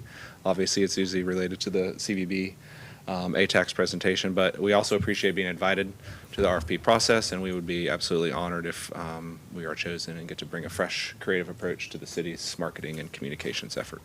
So obviously we have limited time, so just a sense of structure for today's meeting. We're going to do quick team intros. We're going to talk a little bit more background of some work you all may not be familiar with. That's context dependent for this project. And then we're going to use 2 recent projects as sort of an example of our process and what you all can expect from working with us. And we've got time at the end for some Q&A. Hopefully talk through the proposal in more detail. So in terms of the team, this is the team that'll be working on the project. We're not going to disappear and give you all somebody else. We all live here in Charleston. Adam is traveling today. I'm sure you all are used to seeing him, usually as part of a presentation with Kat and the CVB team. But he has 8 years experience working with Explore Charleston. He's the point person on their marketing efforts. Obviously has worked closely with you all over those years as well. And he will be continuing to help and support this project as well and bring his expertise in destination marketing. Nick? I'm Nick. I'm the creative director at Blue Ion. I've been here for 12 years. I've been 5 years as creative director and super excited to present everything that we're going to talk about today. I'm Ellen Schmanninghoff. I run all of our strategy and copy efforts and have a lot of experience in placemaking and brands around place. So excited to be here today. Thanks for having us. And I'm Chris. I've been at Blue Ion for 20 years, which is pretty incredible. And my first client actually was Explore Charleston. And so I still, my roles evolve, but it's still, I work very closely with them and deeply in their marketing efforts, and have taken that experience and sort of evolved it as we continue to work with other places and regions and communities throughout the Southeast. My wife and I have lived in Mount Pleasant for over 20 years. We have many fond memories and still continue to create new ones, visiting IOP with our kids. Our son actually was playing at the Windjammer for the Polar Bear Plunge last year, actually 2 years in a row, so it's been pretty fun. So we've seen the whole spectrum of young adults playing volleyball outside of Windjammer now as parents. So again, it'd be awesome to be able to work on this project and be a part of the community. So that's the team, and obviously we're a little bit biased and think that we are the best team to support this project, but we did want to talk a little bit about sort of why I choose Blue Ion. And for the last 26 years that we've been in existence, we've had a philosophy about how we approach branding, and that is every brand, every great brand has a story to tell, and it's our job to help bring that story to life in a creative and compelling and authentic way. So when Charleston's biggest institutions, biggest brands needed help doing that, they oftentimes turned to us to help tell those stories. In 2010, we collaborated with legendary designer Gil Schuler and others to do a creative rebranding marketing strategy project for the town of Mount Pleasant. The work still stands today and is still used. When Charleston's biggest cultural institutions were rebranding or renovating or relaunching, they turned to us to help tell diverse stories about how art and how creativity and history have shaped not just the city, but also the nation itself. And we also have worked with some of Charleston's biggest conservation organizations, which we think gives us a unique perspective, certainly here in this community, the balancing act that the communities have as they have increased tourism, increased visitation, and that threatens obviously the very ecosystems that are the reason why people come here to visit and enjoy which brings them back to visit again and also to live here as well. Ellen's going to talk a little bit about this project in particular. That's a new one that has good context for what we're proposing to do with you all. And then more recently, our work has expanded to a mix of conservation and outdoor recreation, where our creative work is helping to breathe new life into rural communities, mountain towns in western North Carolina, and throughout the Appalachian region as well. So it's really fun, sort of, again, similar work. But obviously, it's our 2.5 decades working with Explore Charleston that, for us, gives us the best insight and perspective into this project. Our knowledge and background on marketing the region, obviously the beaches, as part of the more targeted campaigns with you all and with this city. Our work with this committee and understanding your all's perspectives and concerns, and of course our relationship with CVB and all of the regional stakeholders, we really feel like is going to give us the leg up to hit this project running, hit the ground running, and really get things started pretty quickly. There's no sort of getting to know you period. Like, we've got some ideas and we can rock and roll. So these projects have given us a framework that we use for approaching how we brand places and regions. And so Ellen and then Nick are going to talk us through this and some relevant examples of our process as well. Awesome. Yeah, so I wanted to share with y'all how we think about branding place. And up here we have, I guess, a bit of a Venn diagram that kind of shows 3 distinct areas that we're always trying to learn more about and dig into when we're thinking about developing a brand. So when we think about a place of Isle of Palms, like Isle of Palms, we know there's a lot that makes this place unique. And Do we lose battery? yes, there's a lot that makes this place unique for both those that live here and visit here and folks even in Charleston that like to frequent Isle of Palms. So again, when we think about how to really bring this place to life, we're going to think about kind of these three areas. So the place itself, what makes Isle of Palms unique from a geographical standpoint? Would you be able to speak in? Oh, sure. Sit here, just Yeah, speak into one of the be happy to. mics and continue. Cool. Yeah, that's great. Is that one? That one's on? Okay, cool. I feel like I'm at a press conference right now. Yeah, so thinking about the place itself is obviously very important to thinking about branding the place. So we want to think about what makes the land unique and special. The other thing we always think about is what is the unique character of Isle of Palms? What are its quirks? What do folks love about it? What are some traditions and values that are prevalent here that we'd want to bring to life in this brand? And then that third piece is the people. So those who make the place what it is, whether you're local or coming every year for vacation or playing at the Windjammer, what makes people love Isle of Palms? So that intersection of those three things, that's really where the brand is born. And then in our work together, we will dig into each of these areas and, again, find out what makes them special. So we wanted to talk about one recent project that really brings this to life. I don't know if many of y'all have traveled to southeastern Ohio, but beautiful this time of year. But they came to us because they were looking for a visitation brand to bring people in, and again, celebrate what made it so special. And a lot of people, I'm was kind of joking about it being beautiful this time of year, but many folks don't really understand what makes Ohio special. But for the people that live there and visit every year, it's a deeply special place. So we wanted to take an opportunity to help, again, reveal what's at the center of this destination. So this was a really pretty intense project. There was 18 counties that were in this coverage area that all had a voice as a stakeholder. So basically we were working with at least 18 CVBs and special interest or kind of expert groups in that area to, again, learn what makes that 18 county swath of Ohio so special. So we ultimately called the brand Ohio's Rolling Hills because we talked to a local and a business owner who'd been there for generations, and he said, every time I leave, when I come back, what makes this place special is seeing the rolling hills. And that really seemed to resonate with a lot of the folks that we talked to. So that became the brand name.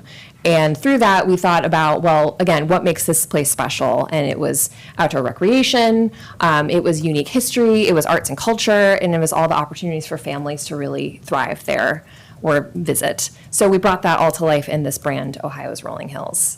And really big accomplishment for us, just again, the scale of it and, oops, I've gone through all these slides. Sorry, y'all. But really special project, and what was also very important in that is that the locals felt like it resonated with them.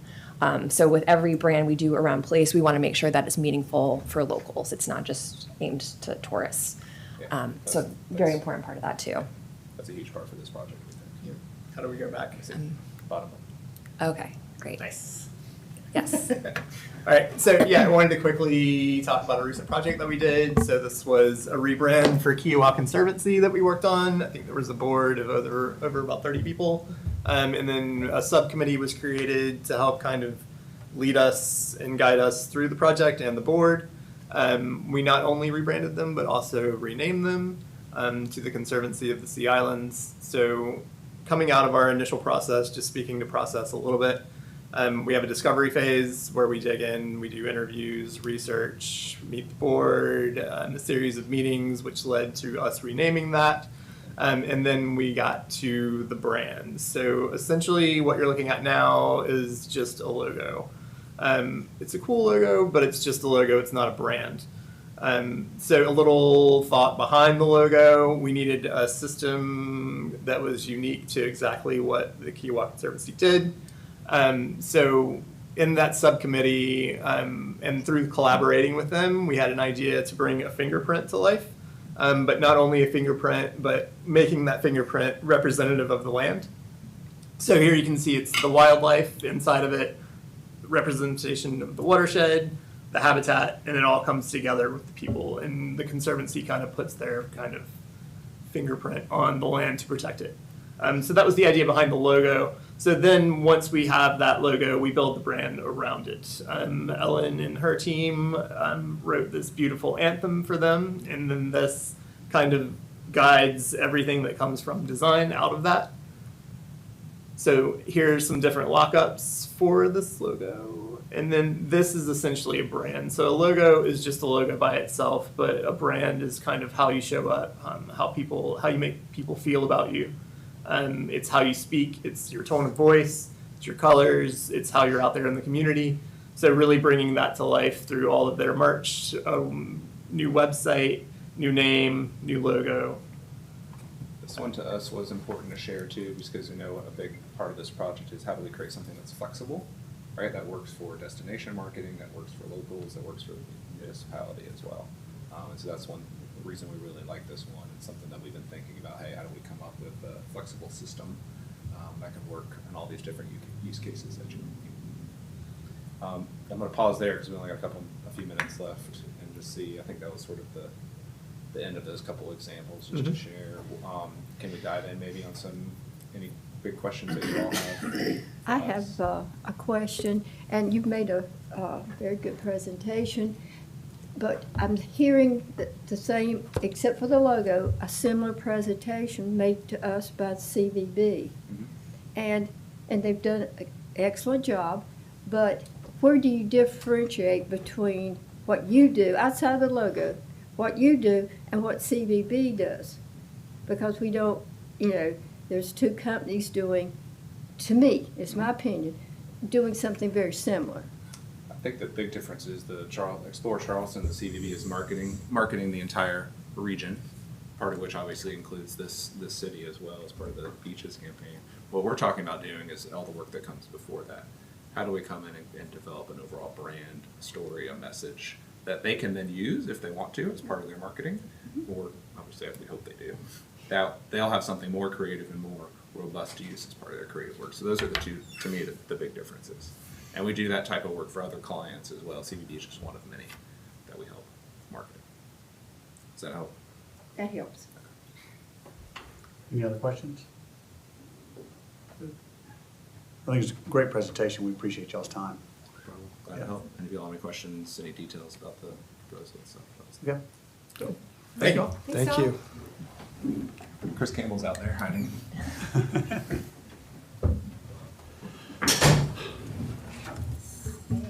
We'll move right into the next agenda item, which is the financial statements. Let Deborah get settled in.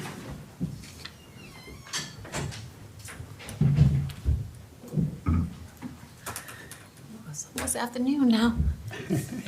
All right, so we are in May 2026. This is our 11th month for the fiscal year. We got one more month. And the FY '26 ATAX report through May 31st, 2026 shows that revenue remains strong and expenditures are generally aligned with the budget expectations. The fund is maintaining a healthy financial position. If we look at our balance sheet, we can see that cash has increased substantially from a year ago at the same time by 230%. The investment has increased by 11% from last year. And so our total investments, cash and investments have increased by approximately 15% over prior year. We would like, of course, to maintain a healthy fund balance because of this, our revenues are seasonal and we are sensitive to the nature of tourism funds. So, speaking of revenue, we'll go to that page. We can see that based on our quarterly collections, the first quarter was up by 10% over prior year. The second quarter was up by 6%. And March, this last payment that we received, it is actually down by 13%. So we can see the market start to change a little bit. But interest is still very good compared to last year. We're up by 25.4% over prior year. Through the end of May, ATAX revenue, like I said, continues to perform well, and it reflects strength in tourism. But in spite of the economy, we can see things are starting to change a little bit. So we want to keep our eye on those changes. For our expenses are consistent with the budget, and we are, managing those expenses. We do have a few expenses that are marked in orange that we will have to approve at the end of this fiscal year. They are slightly over just due to just not budgeting enough or expenses coming in a little bit higher than anticipated. As we see, prices are increasing from day to day. So those are just small reflections of where we are.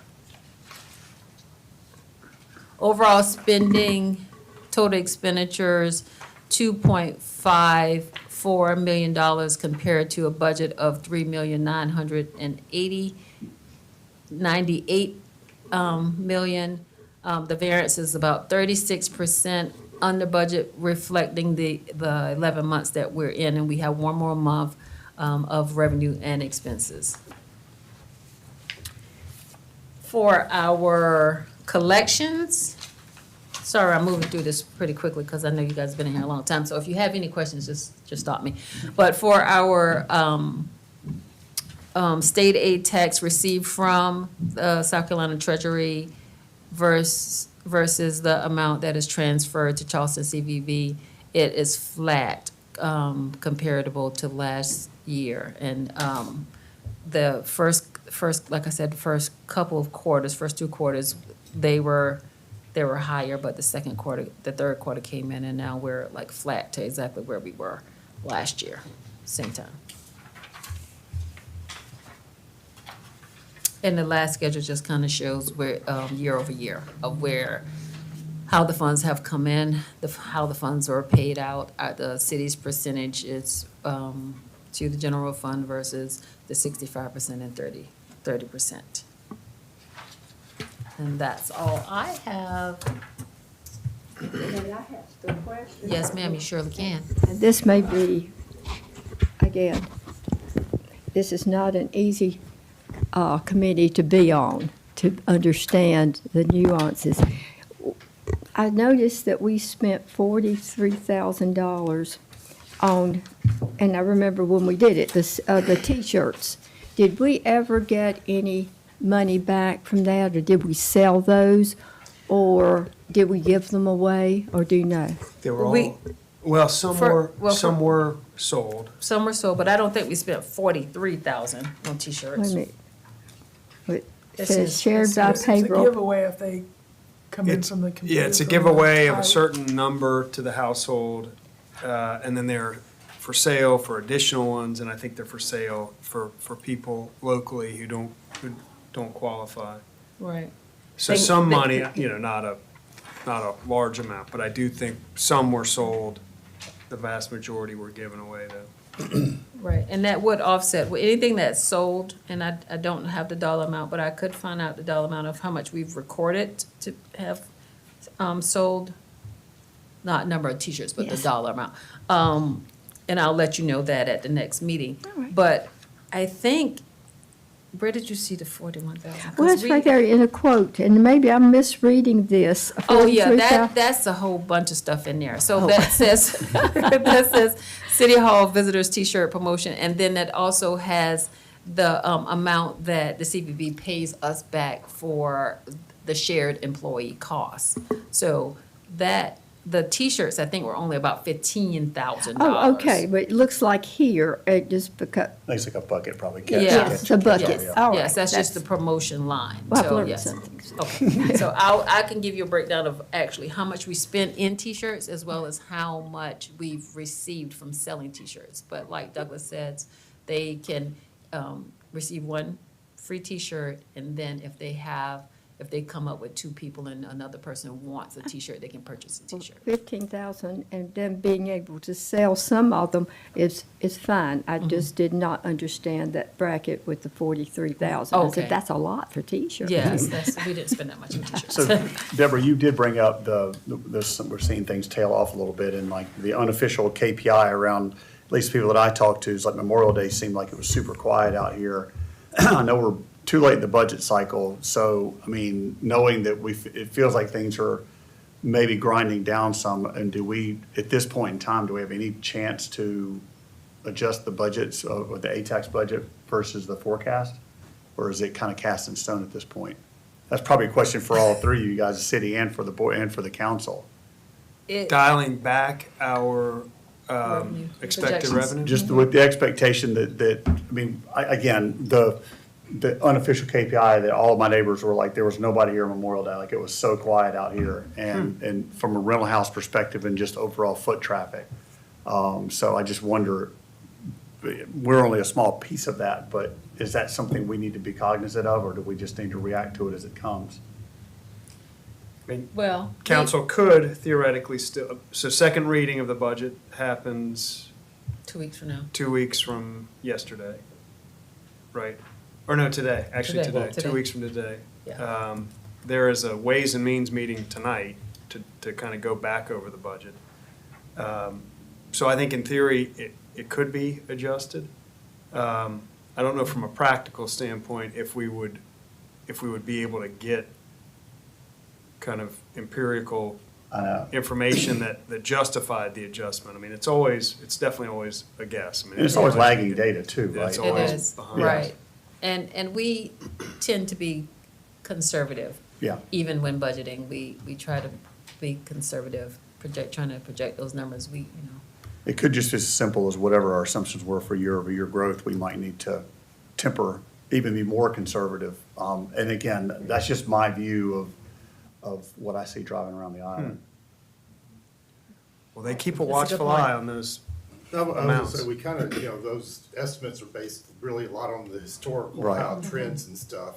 But again, as you go forward, knowing that, we'll readjust when we see that, our first quarter is much less than Right. what we anticipated, and then start looking at it. So I think it does get kind of watched throughout the year. Yeah. And I'm not sure right now, again, going back to change and how much you would change it, I'm not sure.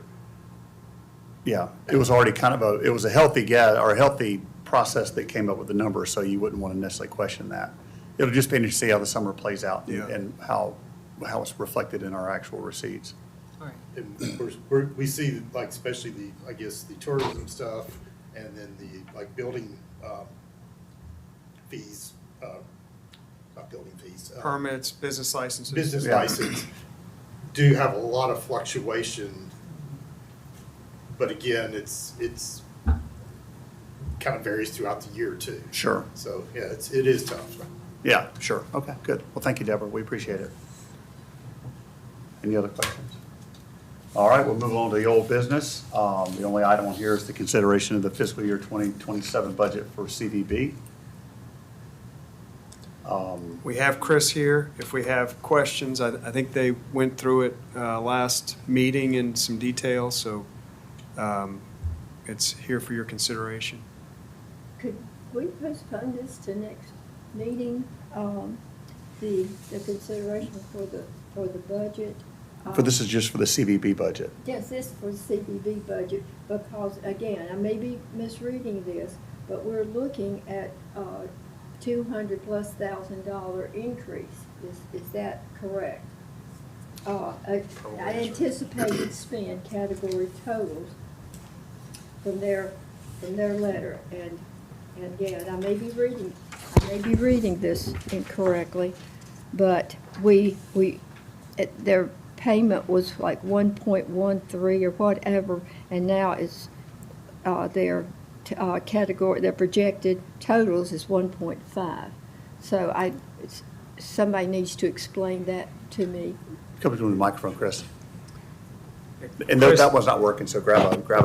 Pull Yeah, a- just take a seat here, Chris. Yeah, just come to the adult table. God, the adult. Migrate to the big people table. Well, good afternoon. I think it's afternoon now. We're almost. Great question, Rebecca. And this goes back to, I think Park had asked this at our presentation. That 0.5 does not reflect the anticipated revenue from the city. The city's number has not changed. So that increase is again driven by the allocation method of number of rooms on the island that we've been using with Isle of Palms for the last few years. The delta of several $100,000 is essentially benefit that we're able to bring to the island thanks to having a regional marketing approach. So that is not, in fact, offset by revenue that IOP, we would anticipate from IOP. So the 1.1 is the number that is the anticipated revenue from ATAX money? Yes. And that hasn't changed? The Okay. I think it's 1.134. Yeah. So I think, we did discuss that in the last meeting, so I think Lori maybe addressed that Yes. from the dais. Good, we just addressed that again, because at 1.5, it looks like we're increasing the. Significantly, right. Yes, Right. significantly, so. Yeah. That's a good Sure, I point. And understood. so again, I want to reiterate that of that, again, only the anticipated 1.1 would be from IOP revenue. There may be a takeaway there, Chris, for you guys to see if there's a better way to illustrate that, because it is, Sure. I think it's a little bit confusing. I mean, I want you to explain it, Yeah. but on paper, it's almost like goodwill when you're valuing a business or something. There's a little bit of a mystery there. Okay. I was gonna say, I wasn't going to bring it up in this, I didn't know where to bring it up in council, but again, what we're looking for from you is a budget of how that 1.1 is going to be spent. Yes. Right. And when you look at 1.5, your first question is, well, what are you not going to do when you don't get 1.5? Uh-huh. So, yeah, reflecting where the actual money that we give goes. And nothing is, I think in fairness, I want to not speak out of turn, mainly because Laurie understands the financial Sure. model better than anyone. But I do want to reassure you that it's not to create any concern of what won't be done from a programmatic standpoint on behalf of the island. And there's It's some- really a matter of again, how, and this goes back several years, the allocation model works across the Turk prescribed. That's what I was going to say. There's something to do with the categories. Turk that makes There's this thing 6 confusing. Right, there's So several 6 categories. buckets, and we only see 5 of the 6 buckets listed. I agree with you, David. I think it is, convoluted has got a negative connotation to it, Yeah. but I do think it is probably baked into the process versus any sort of shell game. Well, I see that, but again, I mean, this committee and even council is, how is that money being spent? Right. It's like any other contract that we go out on. Right.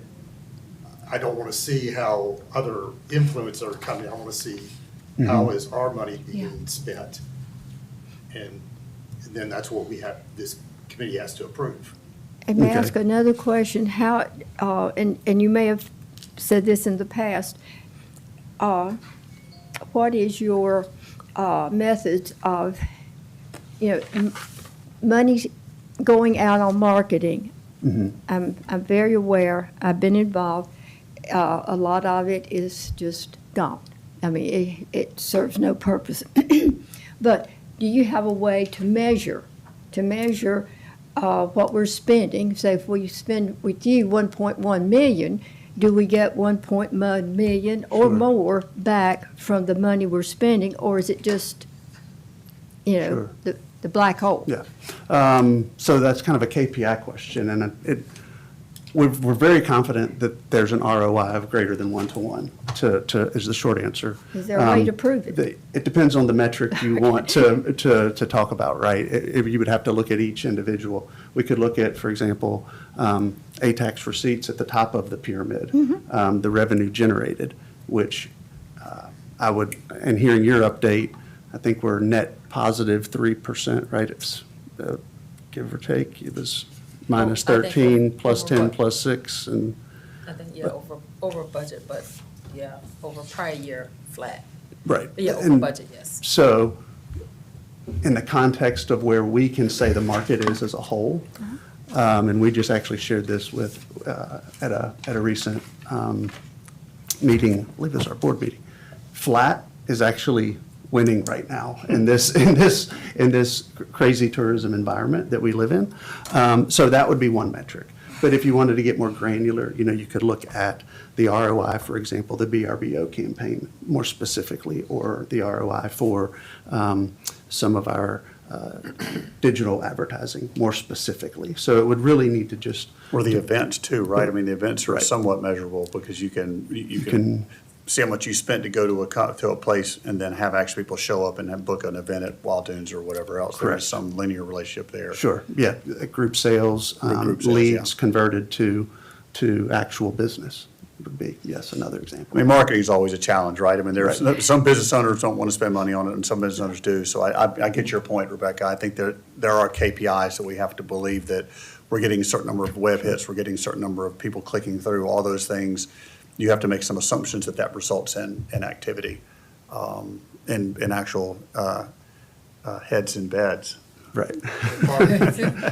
It took me 2 years. And, some of it is, we've got shared, the talented individuals like Josh. It's a shared resource, right? I mean, gosh, what we're hearing from the town is what a great addition he's been to the team. And we certainly see that. So you have to look at each piece of the puzzle, just like with that community enrichment plan or the walkability study or the forthcoming rebranding.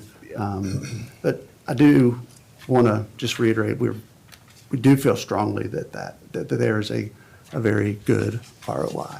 I think the feedback loop is there, and while it's mandated by legislative authority, then we just have to continue to make sure we're comfortable with the feedback. I mean, David, I think your feedback is good. And I think that's what we have to keep doing, is we know the money is allocated by virtue of the way the budgets are written, but I think that we need to continue having conversations and make sure we're all comfortable with those outputs. Because I think we had a lot of blind spots before. I don't think we have as many now. And through that's the hard part work of the groups. Yeah, absolutely. We've I think, grown in our relationship over just the last 5 years alone here within the island. But part of that has also been through the benefit of Turk enhancing its guidelines, which as just a reminder that in the fall is usually the time frame where we do come back and report to each of our 30% partners the performance, how those, in compliance with those Turk guidelines, And that occurs in the fall. That would be another step in the process. Yeah. Cool. Any more discussion? Great. So at this point, Nicole, what is keep me straight, do we need to make a motion? Motion to approve. Motion to approve, okay. Do I have a motion to approve the budget as presented? So moved. Second. It's all good. We could arm us. All in favor? Aye. Aye. Any opposed? Nay. Great. Good deal. Thank you. Thank you, Chris. Thank you all. And thanks for the feedback on the delta there. We will certainly work to basically refine how we. Just how you illustrated it, yeah. Yeah, I think we'll work on that and ensure that it's not prompting unintended consequences in terms of questions and confusion. That's what I'm trying to. That's great. Thank you. Appreciate that. Thank you all. Good. We have no new business.